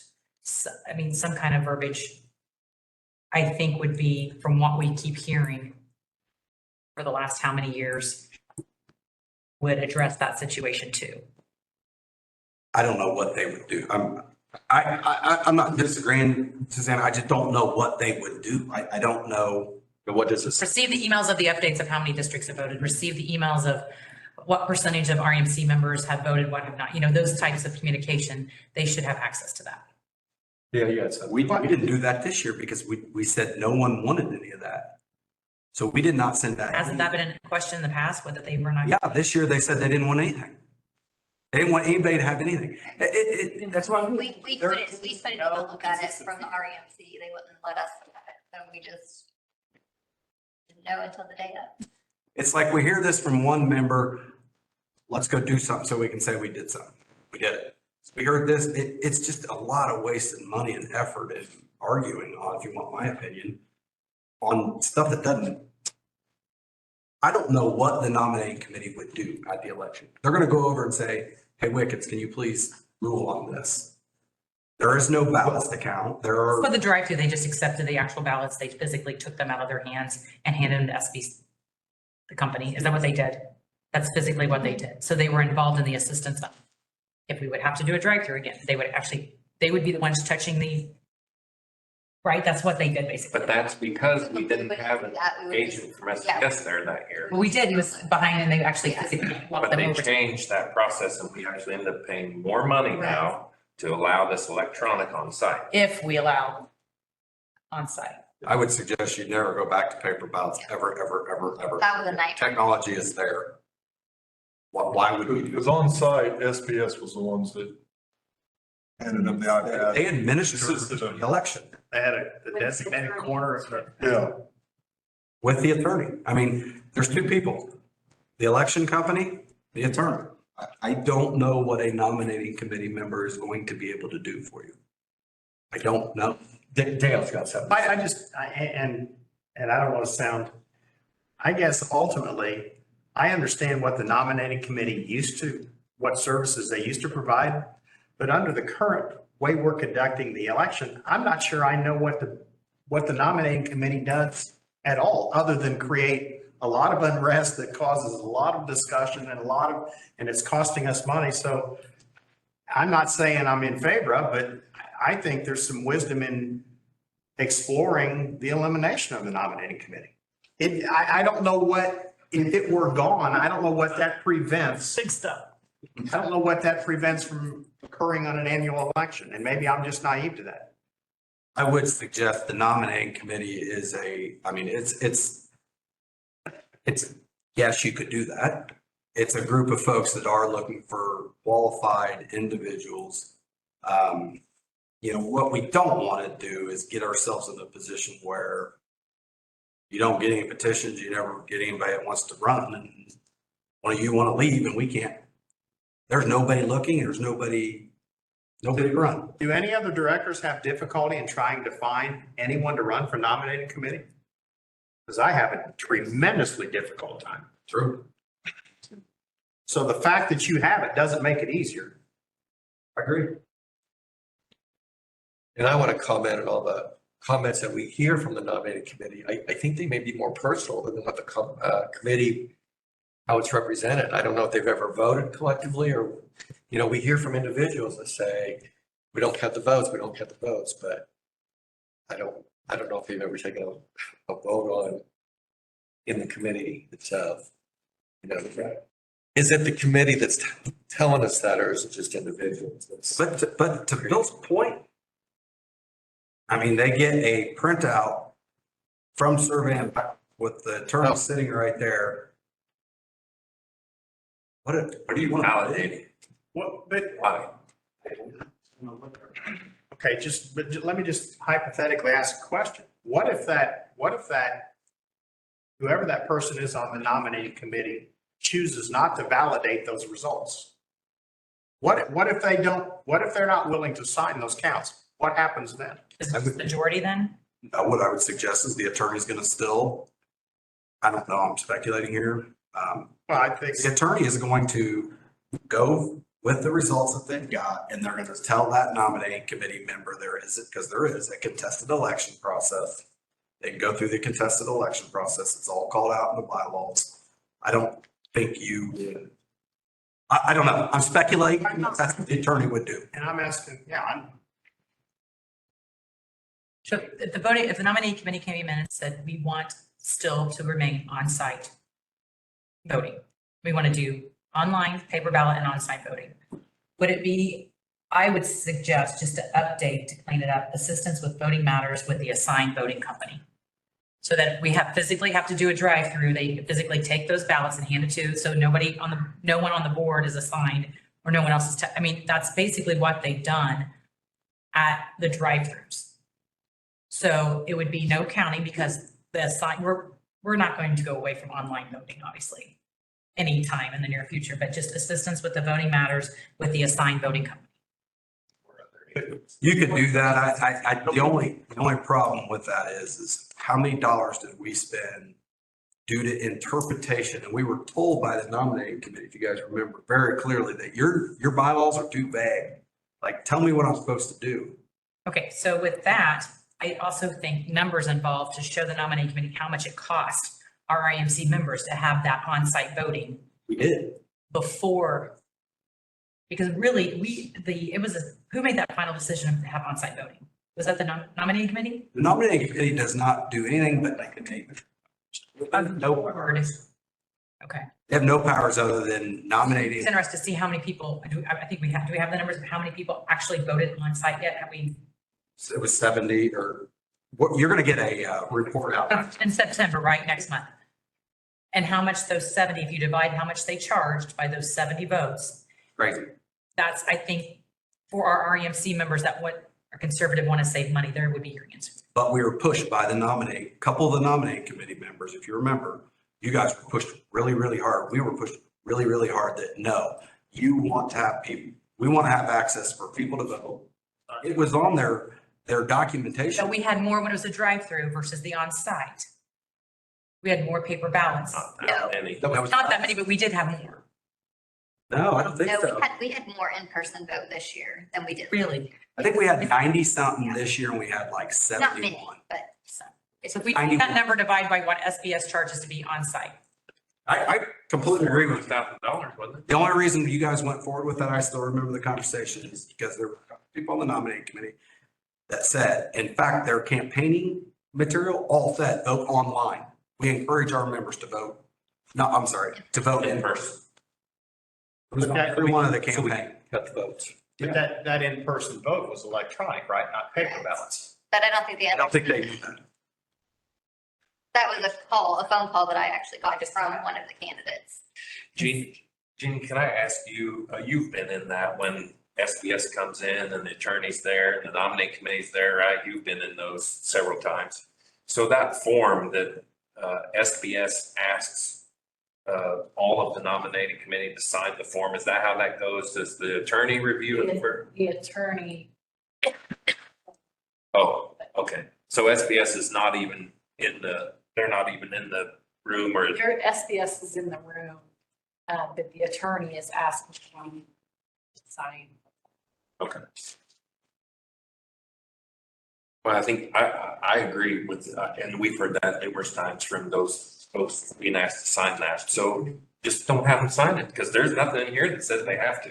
So let's eliminate that right out of the gate. Would the agency that's doing the voting be the ones to verify the election results, basically? The attorney. I think the attorney is gonna make the final. They're providing the results to the attorney. Right. And the attorney is validating those. I mean, the attorney is saying, yes, you printed those from your system, and yes, the numbers are, and here's who won. That's all they're doing. There is no, they're 99.9% accurate. That's why we're using these guys. Well, they're doing exactly what we contracted them to do. Yeah. That's there is no, contracted. like, let's recount this because someone could have. There was a hanging chat. It's 99.9% accurate. That's why they're. Too far back. They do this off-site, third party. We picked this process, I think, as a board and as management, because it is unbiased, it is secure, no one knows who voted for who. You can't rig this system if you wanted to. It's multi-platform, it's early, it's what the members asked for in 2017, and then per survey ever since then. Okay, let me back up, because the other, which would be next month's meeting, but I've had more than 10 comments about they wish they would have announced the election results at the meeting. If we did online and mail-in only and not on-site voting, would that be a easy, Expedite. Still do the same thing. and have the voting done like the week before, et cetera? Have SB, because I've had multiple members say, I can't believe you guys went back there. We would have loved to have the results, you know. So that was something that we did talk about. So we are gonna be doing the business meeting at the fairgrounds next year and announcing the results at the fairgrounds. And for that reason, if we did online and mail-in only and publicize that, But we could do all of it. Yeah, I was gonna say, you could still have it in. but if we did, that might be for a lot of our members to understand, communicate that we're gonna save XYZ money. We can have the results there if we do it just online and mail-in only and Yes, eliminate the cost of that and just the time frame. And if you don't, if you, to your point, if the nominating committee doesn't have to validate, certify, or whatever, there is no time difference between, even if you did want to do it like in person, Voting closes and you So we would they get hit closed at button, noon. it's closed, hand it to the attorney, and we present the results. I had more Yeah. comments about that more than That's a good point. voting online or mail-in, that we should have the results and the meeting would have been. It's the delay, right? Is that what you're talking I about? think physically wanting the meeting there where everybody already is. Wanted to hear the results. Wanted to hear the results, they wanted to hear the meeting, they wanted to see the video live. Good point. I had several, but that was the only negative I got of anything. Well, and we thought that it was gonna cost us a bunch of money to have like all of the sound equipment and everything out there in order to have the meeting, which is what we did a couple years ago. And we didn't want to have that expense. But then we found out Hoosier will provide all of that for us as a part of our membership already. So next year we can just do everything out there and not have any more expense. And to communicate what it would cost, what it costs us to have those on-site votes Yes. divided by how many voted, I think it needs to be communicated so people understand it's not trying to restrict nominating committee, it's a financial decision. Or, yeah, it's very expensive per person. But it gives everybody a chance to vote. It does, but they've got 30 days to vote. Could mail. I mean, And communicate widely, Give a there will month. be no on-site voting if we choose to. We choose that route. I agree. Back to the bylaw. yeah, That's my point, is counting it, there would be nothing to count because it would be done. That's, Exactly. I think we're all in agreement. I'm not going to the squirrel mode, I'm just saying that would. yeah. I more lean towards just crossing that whole C out because Andy. I think it's just gonna lead to more, we're gonna have those same conversations, but we're gonna be talking about different words. Different word, yeah. Just keep A and B and remove everything else. We spent, how long was it at breakfast with Brett? Oh, only 2 hours, but that's. So literally an hour, maybe 45 minutes, was talking, rehashing all that out. Recently, Just Oh, yeah. Friday, 2 weeks the ago. 11th, Last one he had. it was the 11th. Yeah, but That was about the nominating committee? yep. Well, That's what got brought we up. had nominating elections here at previous. And what were their opinions toward it? Same thing we've heard. Exact same. Not followed We by- should be counting the ballots. Go back to online and. I don't know, it was there. And then we went down in the whole thing, why are you doing down that desk? Why are you doing online? And my reply to every member who has made that comment to me, why would SBS do anything with the election when it's a multi-company that has no direct ties to Decatur County RUC? Yep. They're not going to question the legitimacy of their business because of our Decatur County. It's not like you said on the video. in the whole schema. Your election. Sign me up, that makes sense. Say, They've already taken that out. Oh, the new seat, I'm sorry. the new seat. I just answered them. And that's in the election, now what are you gonna say? Just take it out completely. Just red line that and red line I B. think it should be a voting matters with the Yeah. assigned voting company. I think you just keep A and B and remove everything else. So I've got to ask Suzanne, because I think it does open up, it's very generalized assistance. So, are we going to hear comments from that? Why not assisting them in anything? That's What's my function? Without a doubt, you will hear, we're not assisting. Does that mean we should be counting votes? I mean, it's the same stuff we've been hearing, guys. Just gonna be different words, same We're argument. just replacing it with different words. In my mind, on the on-site voting, it would be those who are voting hand their ballot to the nominating committee who gets it to SBS. But there is no ballot. They don't do it. If we did vote on site, this would be only if we did vote on site assistance. That's what that would be only if we did an on site. But that's with an iPad and no ballot. No. If we had, I mean, I don't think, financial wise, I don't think it's a good idea to have SBS on site personally, but that's just me. But if we did, If we did it on site though, voting, there is no ballots. Right, you would just have to. we did do on site, then that any assistance would not be an employee or a director, it would be the nominating committee with SBS. So that's what I guess I'm talking about, like assistance with what? The actual voting itself process. They'd hand them the iPad. They hand them the They would be the only communication person on the voting. Who did the iPad this year? I don't even, because I was. SBF controls it all. They're in a corner. And the attorney is. The No one attorney over over there. No, you don't nominate committee. We kept them completely separate. So I didn't recognize. avoided any issues of someone thinking that there was. Because we have had campaigning by nominating committee. Means the thing that the nominating committee does is find, Nominate nominate what their title people to supposed to do. run for the board. They're nominating. Their job. If you find an A, B, that'd be their response. That's not what they want to do. Dale, you were gonna say something? I was just gonna say at the annual meeting, the closest anyone got to that corner was, I think Gabby and some of our staff was directing them and said, if you got this, go to that corner, but there was nobody in it. It was all cordoned off. It was roped off. It was very isolated. I mean, if anybody would have been over there, it would have been conspicuous as can be because it was a whole corner of a building. And if there are any questions that come up about they're gonna go to the attorney anyway. They're gonna have to. I mean, if somebody goes to a nominating committee member, just like. This is what happened to us. I mean, the question got asked, can I do this? And I said, you need to go talk to the attorney. I'm doing registration. I'm not here to give advice on what the bylaws say. I'm just afraid if you leave it open for kind of what we said, you're not solving the issue.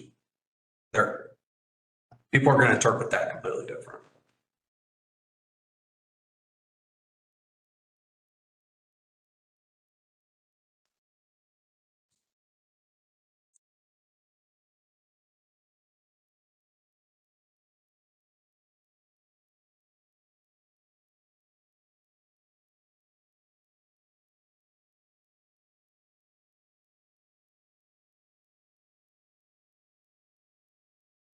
I don't know, can you have them assist the attorney? About just be present in the annual meeting. I mean, is that just? That's pretty general. Well, that's really, well, is that, no, but it's a requirement for them to do. If we're looking for more things to give them to do, it's like be present at the meeting. I mean, they're really welcome to watch the process and I just don't, I think if you're gonna give them something, we just need to, I don't know, it needs to be spelled out. This would be an attorney question. What happens if the nominating committee do not validate? There's no reason, they just tell them they have to.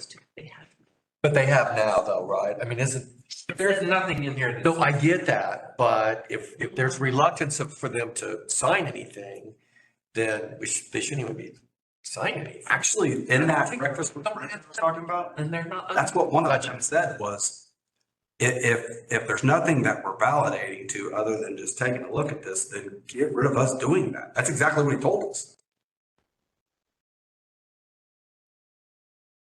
That requires no I- change to it. Yeah, there's no I change to that. strongly suggest that every nominating committee see that video that SBS presented to us. I agree. I strongly suggest. And if that just means maybe the nominating committee is a part of the decision of what company we choose, and or they just have more knowledge of why we were choosing these, because I think that should have been done way before, when the whole nominating issue started. That video should have been played or sent out. Yeah. If that's the company, I'm sure the other companies have the same thing. They all do. They all. We could go, so we've already It's not said, gonna lock us into that company, but that video basically opened, and well, I shouldn't say opened, closed a lot of questions. yeah, so I think that to broad put what you're saying, I 100% agree, is the training, they've never done it before because these questions never came up, right? It's just recently they came up in the last 5 years. But the training platform, as far as what we go over with the nominating committee, will include those things. If not that exact same video, one that's very similar. But that's the bylaw where.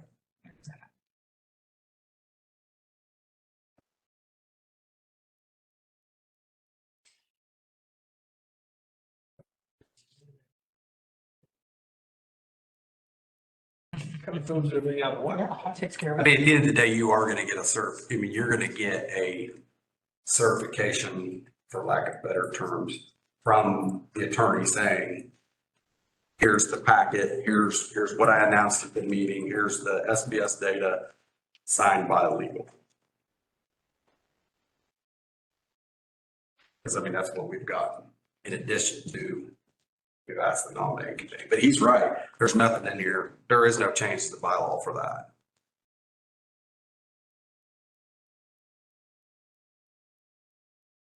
I haven't heard from you. What's your thoughts on C&D?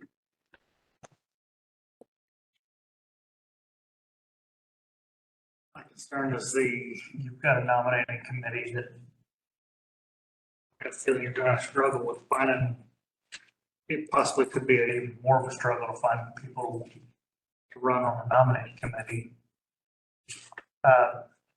Because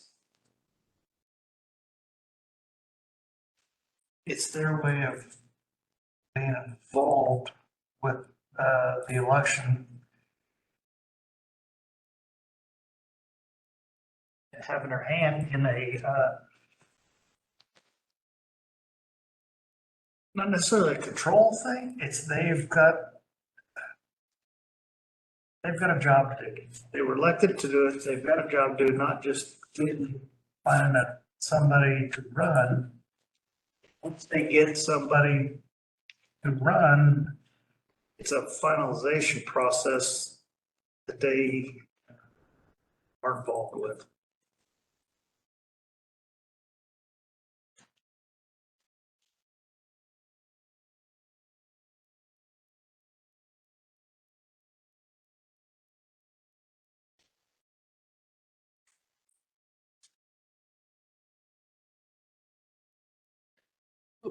let's look at the policy again, guys. Are we good with the changes that are in the policy? The changes associated with the policy?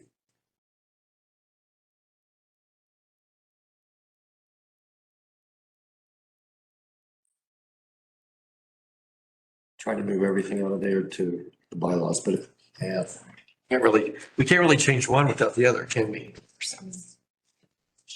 Yeah, you can. The policy is basically just pointing to. Back to the bylaws. Back to the bylaws.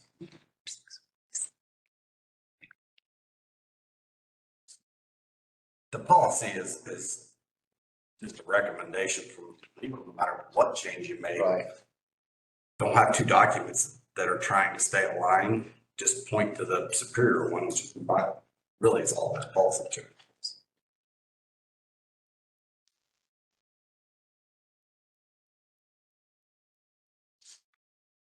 Suzanne, where are you at with C&D then? Are you still kind of, are you still kind of Yeah, and I think about eliminating? back to the on-site, and even, I know that, I forget what the percentage was, if there's a percentage of difference that SBS will go back and redo the elections. I mean, if it wasn't validated, and that's where, and I think, I mean, I do think assistance, but that could be broad and interpreted a million different ways. But to Clay's point, I think, other than just nominating, they're validating that the election is final. Could you do assist the attorney maybe?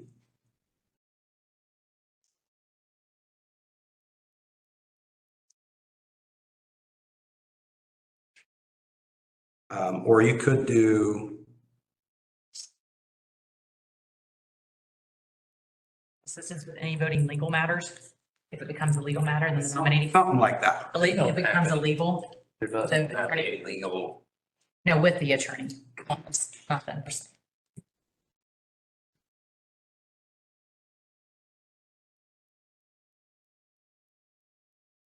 think as long as you're a little bit more specific than just, I don't think saying presence, right? Just with the election, if a third party voting platform is not used. Say that they're gonna be there if a third party platform is not used. That way they're the backup. If the board decides not to go with SBS next year and let's say we go back to paper ballots, they're gonna have to count them. The internet crashes before the election. I think as long as you're specific with what, That's what happened, that's what got us. that word assist. That could mean anything to anybody.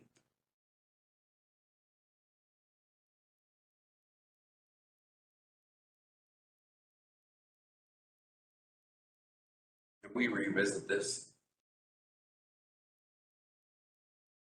I mean, could we kick the can on C and D for a month, let everyone stew about it, or go ahead and take action on these other changes you have maybe, if everybody likes them? Yeah, that'd give, I do like Matt's suggestion, but yeah, let's do that. Everybody okay with that? We'll address this next month. Probably similar changes if somebody has an idea of another recommendation. We good with it? Or just addressing it. Yeah, address it in next month. Probably not have as much discussion, but I don't know what we'll get into.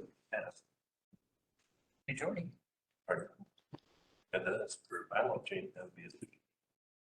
All right, the next policy, employee education, is there anything you want to change? I will. Yes, I believe last time this one was reviewed, we had a request or a question from a board member to look into the option of having a different reimbursement rate based on the employee's grade. So I sent a survey out to the Indiana co-ops. I got 10 responses from different co-ops. I also consulted IEC.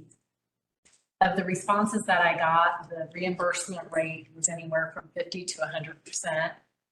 We had 3 co-ops that reimburse a varying percentage based on a grade of an A, B, or C. We had 1 that reimbursed the same amount for a B- or higher and a lesser amount for a C. And then we had 6 that reimbursed the same rate as long as it's a 5 for a C or higher and 1 for a 3.0 GPA. So it's pretty varied out there.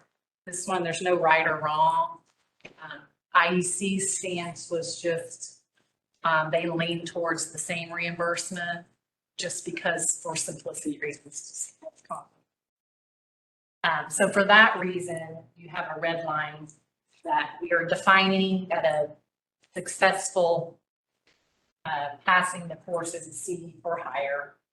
And then if it's just a course that's a pass or fail, it's a pass.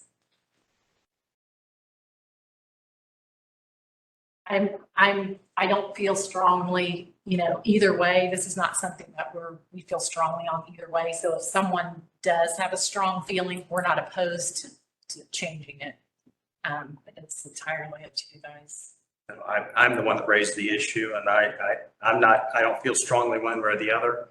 I do, however, believe incentivizing people to do their best when they're being rewarded at the expense of the company. Because in my mind, there's a huge difference between pass, fail, and top of the class. And under this scenario, and again, I'm not opposed to it, but under this scenario, we're not distinguishing between mediocre and exemplary.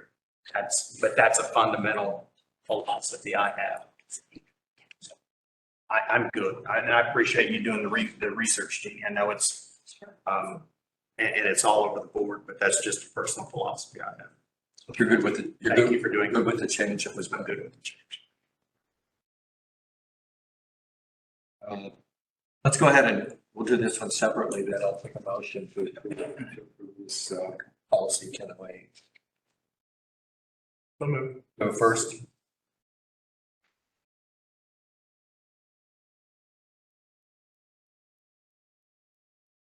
I'll second. A first and a second, all in favor, say aye. Aye. Opposed, the same. All right, so that change will be made. And then the next one, is policy. There's no change. There's no changes to just reviewing it. Anybody see anything in there that may need to be reviewed? Am I good with it? All right. So we will, next month, Brett, bring 303 back up. We'll discuss it further. All right, the next item then, board member. Steve, with you being new to the board, this is probably the first time you've seen this, but the rest of the board has seen this document. It was in August of 2022. I don't know if it was our August meeting or September meeting. But we've talked about in a couple different meetings of potentially reducing the number of board members to 7 based upon the situation if someone retires, that happens throughout their term. So I'm wanting to find out from the board if you're in agreement with decreasing the board member 7, the number of board members to 7. And then we have more discussion to talk through how would we want to go about it. And those ideas have been, as I said, given to us through legal to help us maybe make the decisions. So, is there anyone that would not want to decrease the number of board members to 7? So everybody's good with going to a 7-member board? We talk about going, because the number, years ago, we had more directors than capita, if you want to call it that. Now we're down to 8 with more members. Didn't we discuss even going, or was it brought up about going up? Yeah, that was brought up, and that's why I think we need to talk through this. I was actually on the board when we had 9 members and it was reduced to 8. I think you all. What was the reason behind that? He retired. And when he retired, it was decided that there would be money saved along the way. So that was probably the biggest reason. Well, this says the same thing, is that senior, that if someone retires, that you not, if someone retires, you would not fill up, reduce it down to 7, but it has to have someone either retire or not want to run or something. Right. We're not But I think what Clay was saying, he was thinking about, I mean, didn't you say, maybe go back? I know we had a discussion about going back up to 9 because the number of members compared to what it was years ago. Maybe I'm saying it wrong. It used to be, we had more directors and less members. Now we got more members, less directors. Yeah, I mean, I'm sure that ratio is not a significant change. But think about the number of members that we do have. We saw the IEC document last month. We're on the heavy side. We're heavy, yeah. And the number of members, as far as number, and it changes every year. So you're picking up 5, 6, 7 a year. I didn't know we. So it's pretty insignificant. So when I asked IEC, they said not as a rule, but generally it's 1,000 board members per 1 director. So it's 6,500. We'd still be at that level. General rule of thumb. I want to just go to the very, very ending page because that's my only question. The cons, very costly. Would it be as costly as an average director? This is just based upon this particular version. So what they're saying is ahead of time, the way I perceive it, create 8 versions of moving to 7 districts per director. They don't know which one of us is going to. Right. No, I'm just saying that the only questions I would have, like the costly version, and the very end, the costly, complicated, time to complete, and complication with bylaws. I mean, would it be what we would pay an average director over 3 years? You know, I don't know how much cost would be involved. I would- To do this first. Is that, To do the 7. That's only, no, that's only. that's on what version? If we would choose this option, What's the cost? Is it- what's if we go from 8 to 7, is it going to be what a director makes in 3 years? But here's what they've got to do. They've got to redistrict every one of us. 8 times. 8 times. And that's an option. Well, yeah. So I got it. We would have to create redistricting. If Dale left. For each person. So it would be 8 times. And you have 7 different districts based upon. What did they do before when the last one retired? I don't remember. I do, kind of, sort of. We knew what district he represented, and we knew well in advance that he was going to retire. So his district was kind of modified and split up. And so everybody else was redistricted. Some maybe more than others got a few more members, but So the big difference is you don't know who that person's going to be, whereas you guys did, so you knew how to redistrict. I see. Oh, and in the redistricting process, you obviously have certain criteria that you want to maintain in each district, so it's not, Correct. I mean, there's a lot of unknown until you know exactly that's exactly. where it's going to occur. So it's very much up in the air. You can say we're going from 8 to 7, but until you know what district is going away. Well, and that's what version 1 basically says. We can maybe put something in the bylaws that says the next time it happens, we can account for it. But then we have to react, well, as quick as we can to redistrict at that point in time. Does that make sense? Right.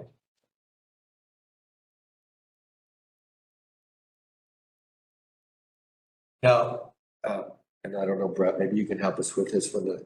The second option, I'm probably still a little confused on, but we're talking about at large. You could go ahead and completely redistrict now with having 4 districts, 3 districts, or whatever, but maybe incorporate an at large candidate. And I think when we talked about this a year ago, that I don't think too many were in favor of this option if we even went that route. So It gets you away from well, number one, it's really, really difficult. Number two, you have to have that whole at-large thing kind of, and I know co-ops do it, but you're supposed to represent, I don't know, to me, it's just kind of there's a lot of entities that do that. They have at large, so. City council does it, county. yeah. School board, county school board. So, But the at-large, basically, so the way I would think about it is you're going to have 4 very large districts. You're going to have a lot of members. I've already got members all over the county and every place else calling me anyway. So anyway, you'd have very large districts and then you'd have the at-large that's kind of who they represent. Everyone? yeah. Or you could have 3 districts with two directors in each one of them, would just have 1 at large, but, It can be done. but what I think what we can maybe go with tonight, and then if we need to have get more information. If we want to add, I don't think we have that red line, do we? Or maybe we do on changing the bylaws to go to 7. Yeah, Aaron wrote this up last So year. again, this was last year, yeah. So under section 401, it states there, the next time an incumbent chooses not to run for re-election or there is a vacancy occurring on the board of directors for any reason, the board shall amend the bylaws to change the size of the board from 8 to 7 directors. And then there's some additional red lines. I mean, are we ready to consider that tonight, or do we want to get more information on one of these options?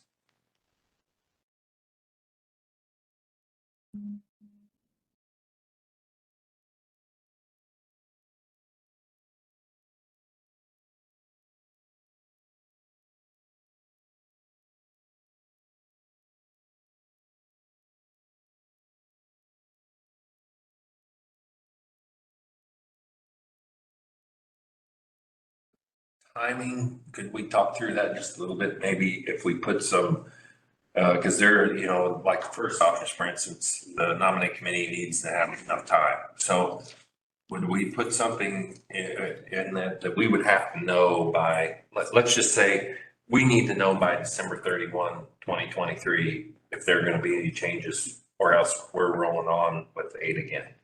You know what I'm saying? So that you're not trying to do that last minute, because it's going to affect nominating committee too, because they're going to go down. So You're right, and that was one of the cons for option one, if I'm not mistaken. So let's just say that one of us decides we're done.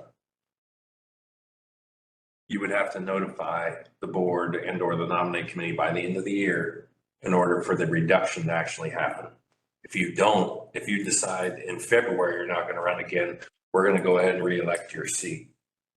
Because there's not enough time for the nominating committee to make the adjustments they need to make.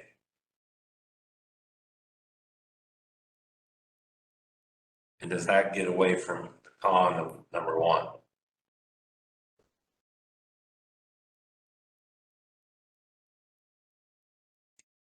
Now, there are gonna be things that happen that we haven't planned, maybe, you know. Exactly. I And mean, but the deadline would still be the same. If those don't happen before the end of the year, then we just go ahead and re-elect that district. And then we just wait for the next time. As far as the nominating committee, if they've got potential people running, they can still run as long as they're in that district, I guess. But yeah, because that's. I don't know what the- That's a possibility. They may not be in that district. I guess that's a possibility. Yeah, but Jim. But you know, if you go down one, odds are they'll be in the district that, you know, if they say they want to run, they'll wind up in a district that could serve out their term. Until. That's what we initially said. Serve out their term. They would serve out their term. The nominating committee. Yeah. So like if District 3 decides we're not gonna have District 3 anymore, then whoever my District 3 person is finishes their term. We don't care how many people. If you have 8, we only have 7 for 2 years. It doesn't matter. Good point. That could be baked in there pretty easily. So cost efficient wise is number one going to be the least costliest? Since cost is not listed on a cons and that, it is an option. Correct. Yes.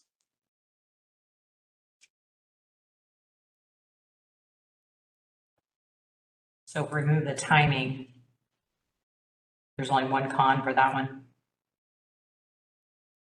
Which is basically just our vote, but not, To approve the new districts, basically, right? and what company does the redistricting?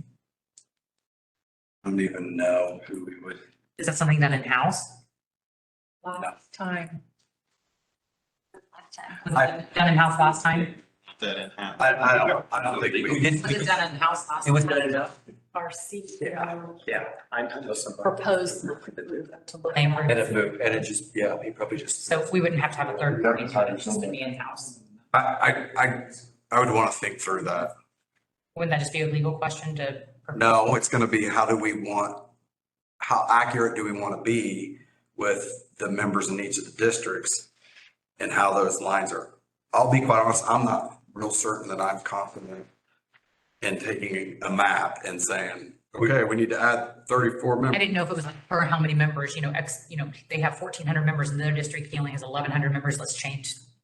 That's something as simple as what I'm, in my mind, I'm thinking in that simplicity. It's more difficult than that though, with roads and I don't think Yes. that's in terms that you dictate. I think you have to download a KZM file and you have to send it to a company that does the districting and you get it done right. I would strongly suggest, I don't think redistricting is anything you want to do internally. No. I think the political atmosphere, you All open. right, so I mean, yeah, I think I'm going to sit in the back room and go. I didn't mean that, I meant numbers. That's what they did though. I mean, Last time, they tried to make the number of members as even as possible in each of the districts while making it as clean as they could. And with the math. So it'd be a third party doing it. Yeah. So there'd be cost involved.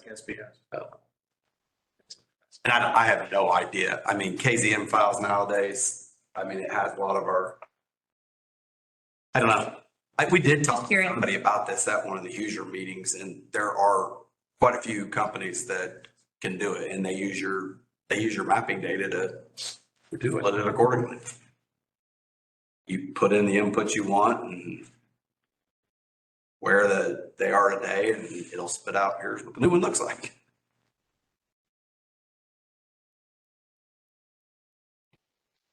I highly doubt that's like a $20,000 deal. I'm just interpreting what a board member makes for a 3-year timeframe. And is it going to, going to save us? I don't know how costly it will be if you take that interpretation in mind.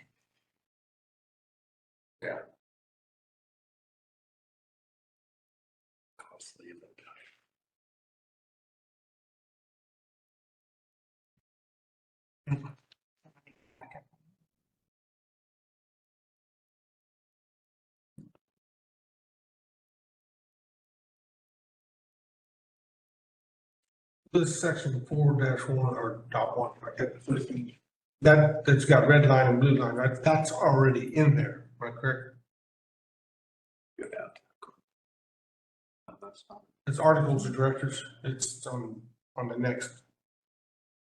Will that show one? What's red and blue that is not in there currently. That is not in there currently. That's what, if we decided to go to the 7 board, If we decide to go to the 7.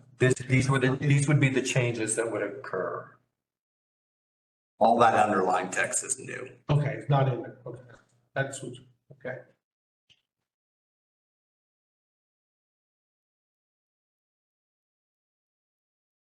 I think all of the changes and it's all additional text, Carl. I believe, yes.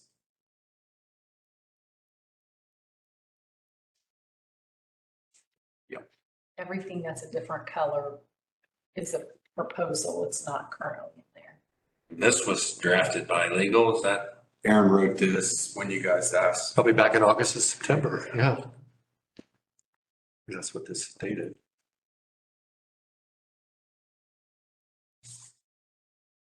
And this verbiage then supports option number 1, is that correct? Because it says here that we will amend the bylaws to redistrict from 8 to 7 if that happens. And that supports option number 1, correct? Well, Correct. It's the correct, but I think, wouldn't it be 1, 2, or 3? 1 or 3, well, Because if we went with 3 and we know what those districts would look like, right? If we did 3 now, but to Suzanne's point, there's probably a pretty good cost involved to that. Yeah. That's really complicated. I can find out. This one says this section shall be amended by the board upon redistricting. I mean, it could be one of those deals where they set it up and that's the initial cost and then they just iteration it, you know what I mean? I don't know.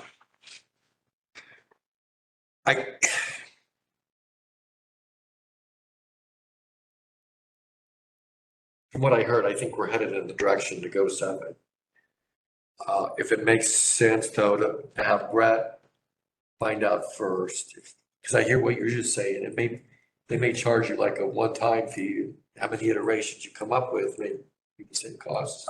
We don't know that, right? But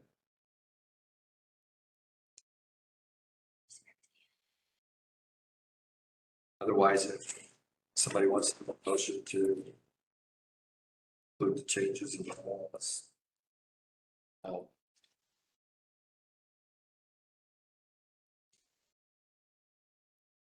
If you want to make the changes to the bylaws, and then we'll get some more information to figure out how we're going to get there at a later date.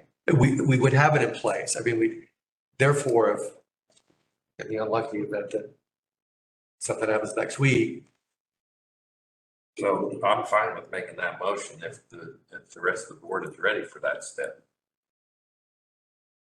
I'll make the motion, and if somebody wants to take a second. To make the bylaw changes, and so we've got the policy in here as well. With that too. Yes. Okay, so the policy 3. let me see, but I'm agreeing. You better double check. Say that. I thought we were just talking about bylaws. My bad. We are. Okay, Yeah. all right, I was thinking something different. okay. The bylaw changes. Jason, are you including in that, what you talked about as far as you got up to a certain date? To, I think that, we haven't selected which route we're gonna take to get there yet. You're just proposing the We're just saying that 8 to 7. we are gonna go to 7, but we don't know exactly the details of how we're gonna get there yet. Because, Suzanne, I think, just requested more information about some costs or the It was Oh, more curiosity. I'm not arguing going from 8 to 7. I'm just more curious. No, but I think I can find that. We're not talking about that now. We're just talking about going from, I think at some point in time, you'll need that information, And then we'll figure out We're not which talking about option. whether you need it next There. Right. We get the rest of the information. nudge, nudge and wait. I think that's fair. So right now, the motion that Jason made is basically just to include the changes that have been made to the bylaws to reduce the number of directors from 8 to 7, which is everything that's, I think Jeannie mentioned, that's a little bit red, correct? if we make the changes to the bylaws, somebody gets in a car wreck, get killed on the way home. That's sad. That's correct. So But we still, I mean,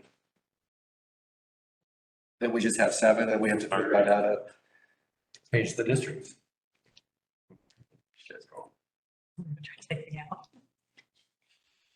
I'm driving like. They're all knock on wood, walk over. I'm driving under, beating your eye. Uncomfortable? Little Netflixy. We do have A tragedy of the RMC board. we have a motion made to change the bylaws. second, And we have a second. We have a first and a second. All in favor, say aye. Opposed, say nay. those, I do just. Not saying we,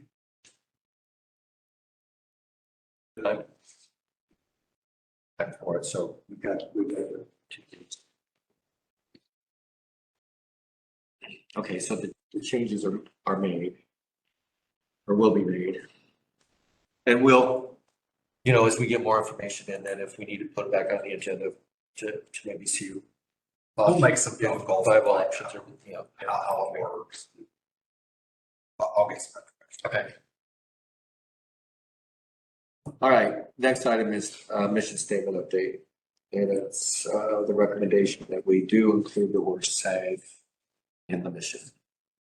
I thought we had done this on the offsite. I'm telling you, I went through every board meeting minute and I think it was one of those deals where we're like, yeah, okay, we can do this, and no one ever made a motion. I'll make a motion to approve new mission statement. That's second. We have a first and a second. Okay.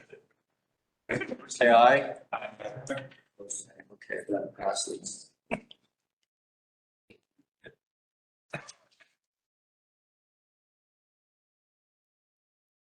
All right, affiliated organizations.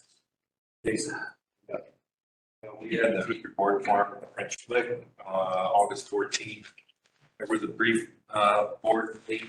The minutes are included in your packet. There's no action taken. All I'll say is that, Hoosier and JCRMC are working towards the member to customer conversion, variation of that, and so far it's been, good, no problem. So that was really it. We had, a day and a half of keynote speakers, a wide range of people from Senator Todd Young to former lieutenant governors to the current president of IB Tech. We had a Navy SEAL. I learned what to do in an active shooter situation, which I did not know before. But anyway, it was a good meeting. A lot of good information.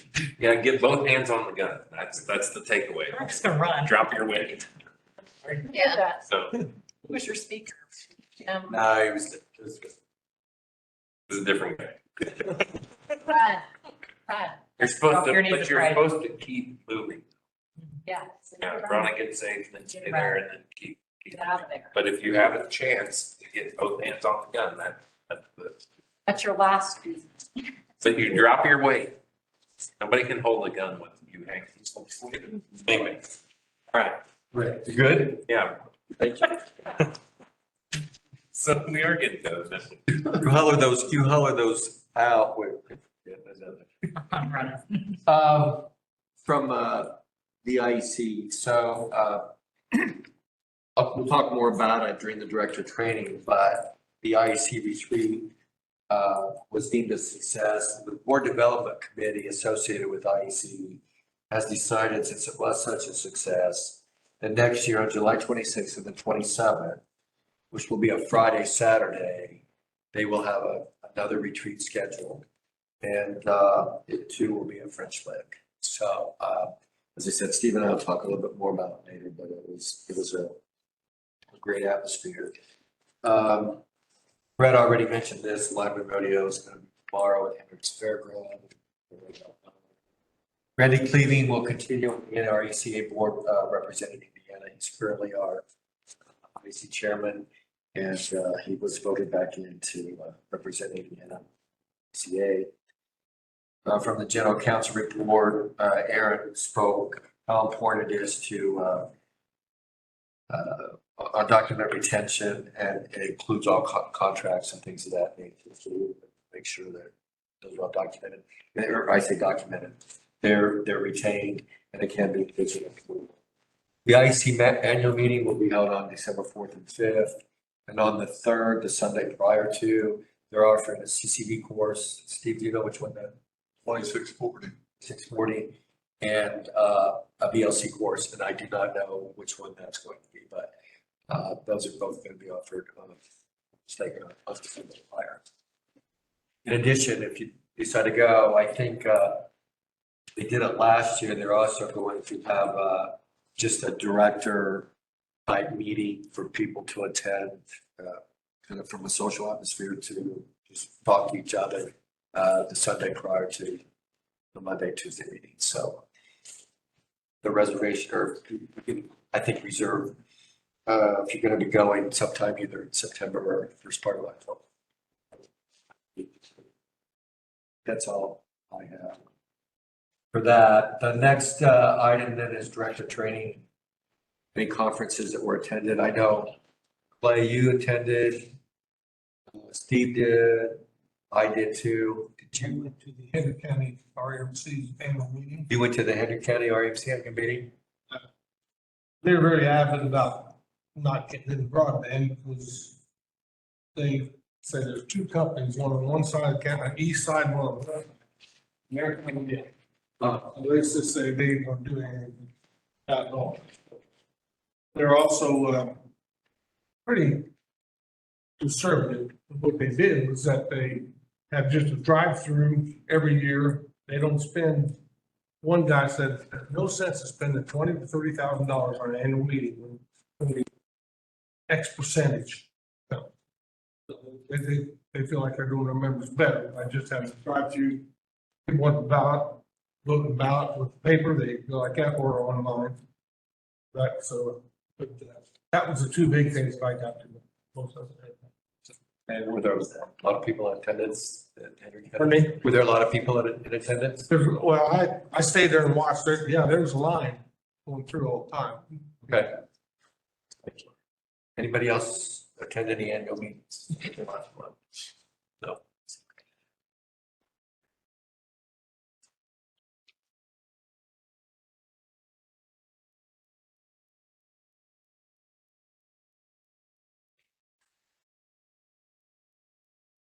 Are you ready? Not ready? We still have the meeting. In fact, I want you to talk about, give me a couple takeaways from the course that you attended. Two. You took two courses, is that correct?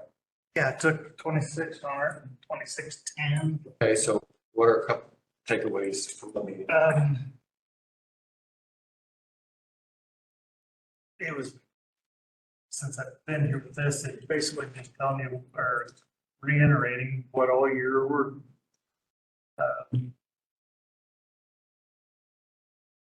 What was to be involved in this, and the other one was the 2610 was understanding the electrical business.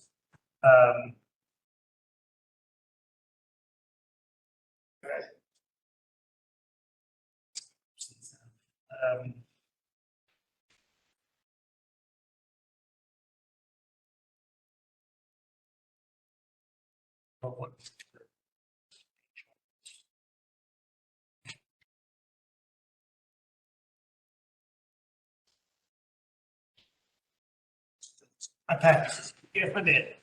I passed. Yep. Okay. Yeah. How'd you do? All right, Steve, you were quite busy in the last month, right? Yeah. It's everything in one. So if you can give a couple takeaways from. So Attended. attended the retreat in French Lick. Brian Singletary put that on. Very good speaker.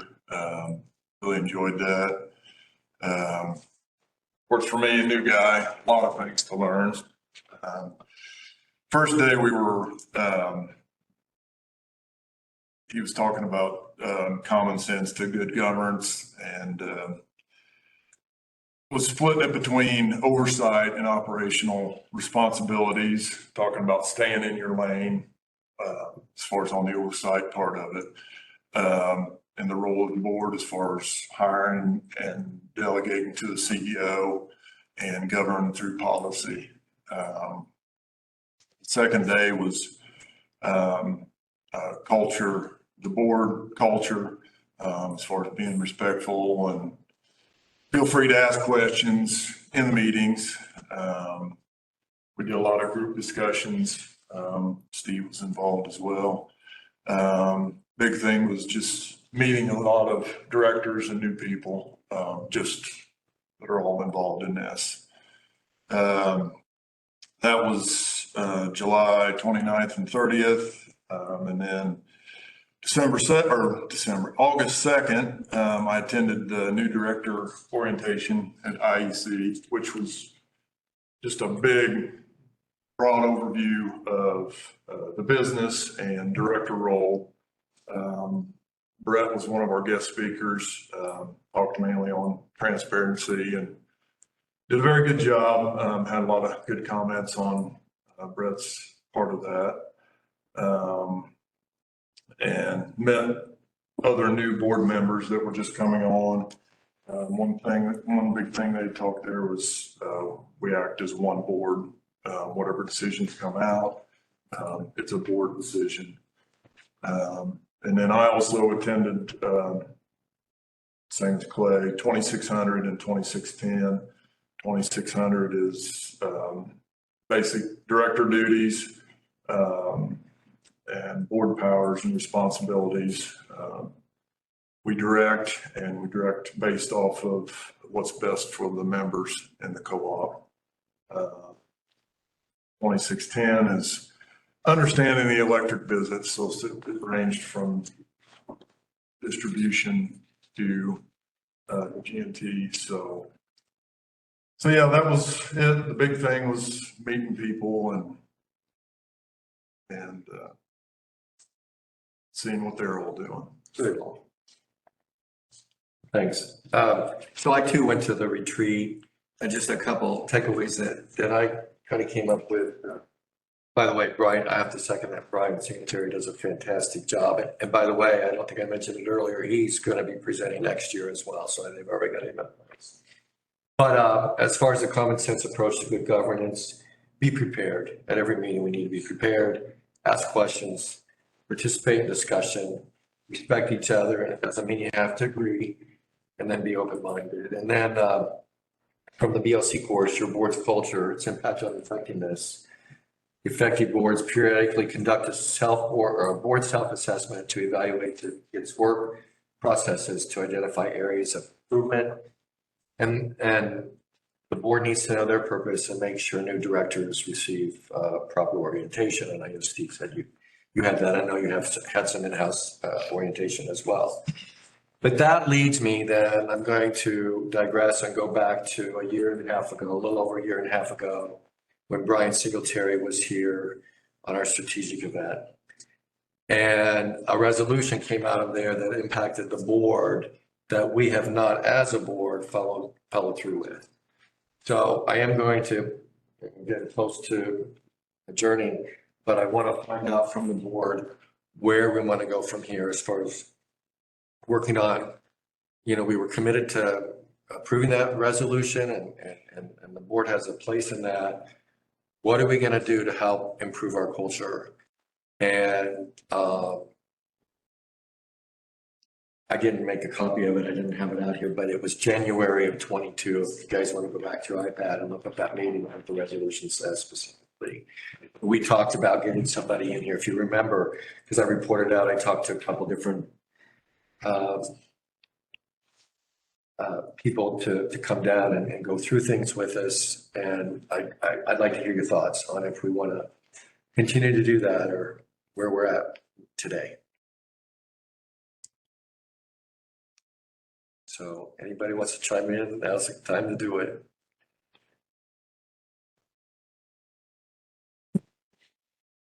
Dale? I'm in favor. I've been through it before at different places where I've worked, and I think it's hard to really understand the benefits of doing it. It's really a soft issue. It's hard to say, what am I going to get by talking about all this warm fuzzy stuff? It's intangible. But I think when you're finished with the process, when you look back at the results of what you've done, I think almost only then do you really see the full benefit of why you did it. Okay. Good point. It's just hard. It's hard to quantify. It's hard to identify how much value you get from that. I know at our board, we had some investments that we did based upon our board. Of course, I don't know if there was all the sharing after the results came through, but I will state this. I know Lena has helped do work on culture with the boards. And so there's another option. And as I told you before, I've talked to a couple of other people. So Suzanne, what's your thoughts? I've been through multiple processes with different companies and different groups and different sizes. They seem to kind of all end up the same cookie cutter type. Oh. So I'm not for sure how much, and you get into what you put out of it. I'm not so sure the end result was all exactly the same. I'm not overly positive or negative.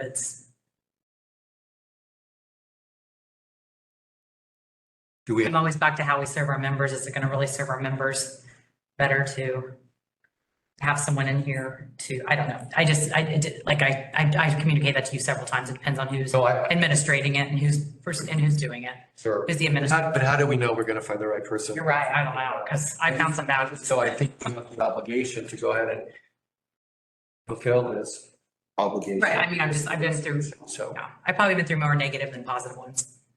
okay. So maybe the next one will be really. Let's Play, what's your thoughts? I'm leaning more towards like what Suzanne just said. It's a rundown. You're dealing with the same thing over and over again. I don't know what it's gonna be worth. I'm not saying it's gonna be worth it. It's gonna be the time and expense thing that I don't know if it's gonna be the beneficial side that we're looking for, thinking we're gonna get. So Steve and I attended the course and it's highly recommended that we do self-assessment. I'm not saying if somebody said, if the group says that, let's go through it all. Okay. This week, that's not an issue. I just don't know what. So I can table it for this month and bring it back up next month, but I'd like to, maybe I'll work on a couple of other options, but I think I'll go ahead and talk to Lena to see what she will offer. So Jason, do you have a comment? Does it have to be a structured, like moderated type event? Or can we do it in-house? Is that You your go go? like top flight or something? Or, I I mean, is there an opportunity for us to have an event with maybe the staff or maybe just the directors, or does it, I mean, I'm hearing what everybody, I think that I have the same reservations. I don't know, but maybe we need to be forced to be in an environment.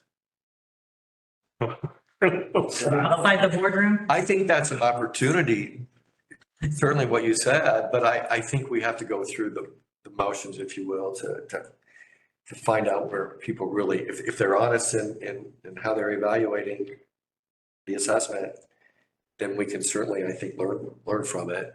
I think we can pick up something out of it. So we'll talk a little bit further next month then. Okay, I'm not giving up. All right, anybody else have anything? Take a motion to adjourn. The open, Motion to adjourn. okay, I'll say it. motion. Oh, yeah. Meeting adjourned. We'll go into executive session here in a moment. Downtown Ed. Now's a good time to maybe take a quick break. Executive session going into open session. I need a motion to approve the additional 30 grand for right of way.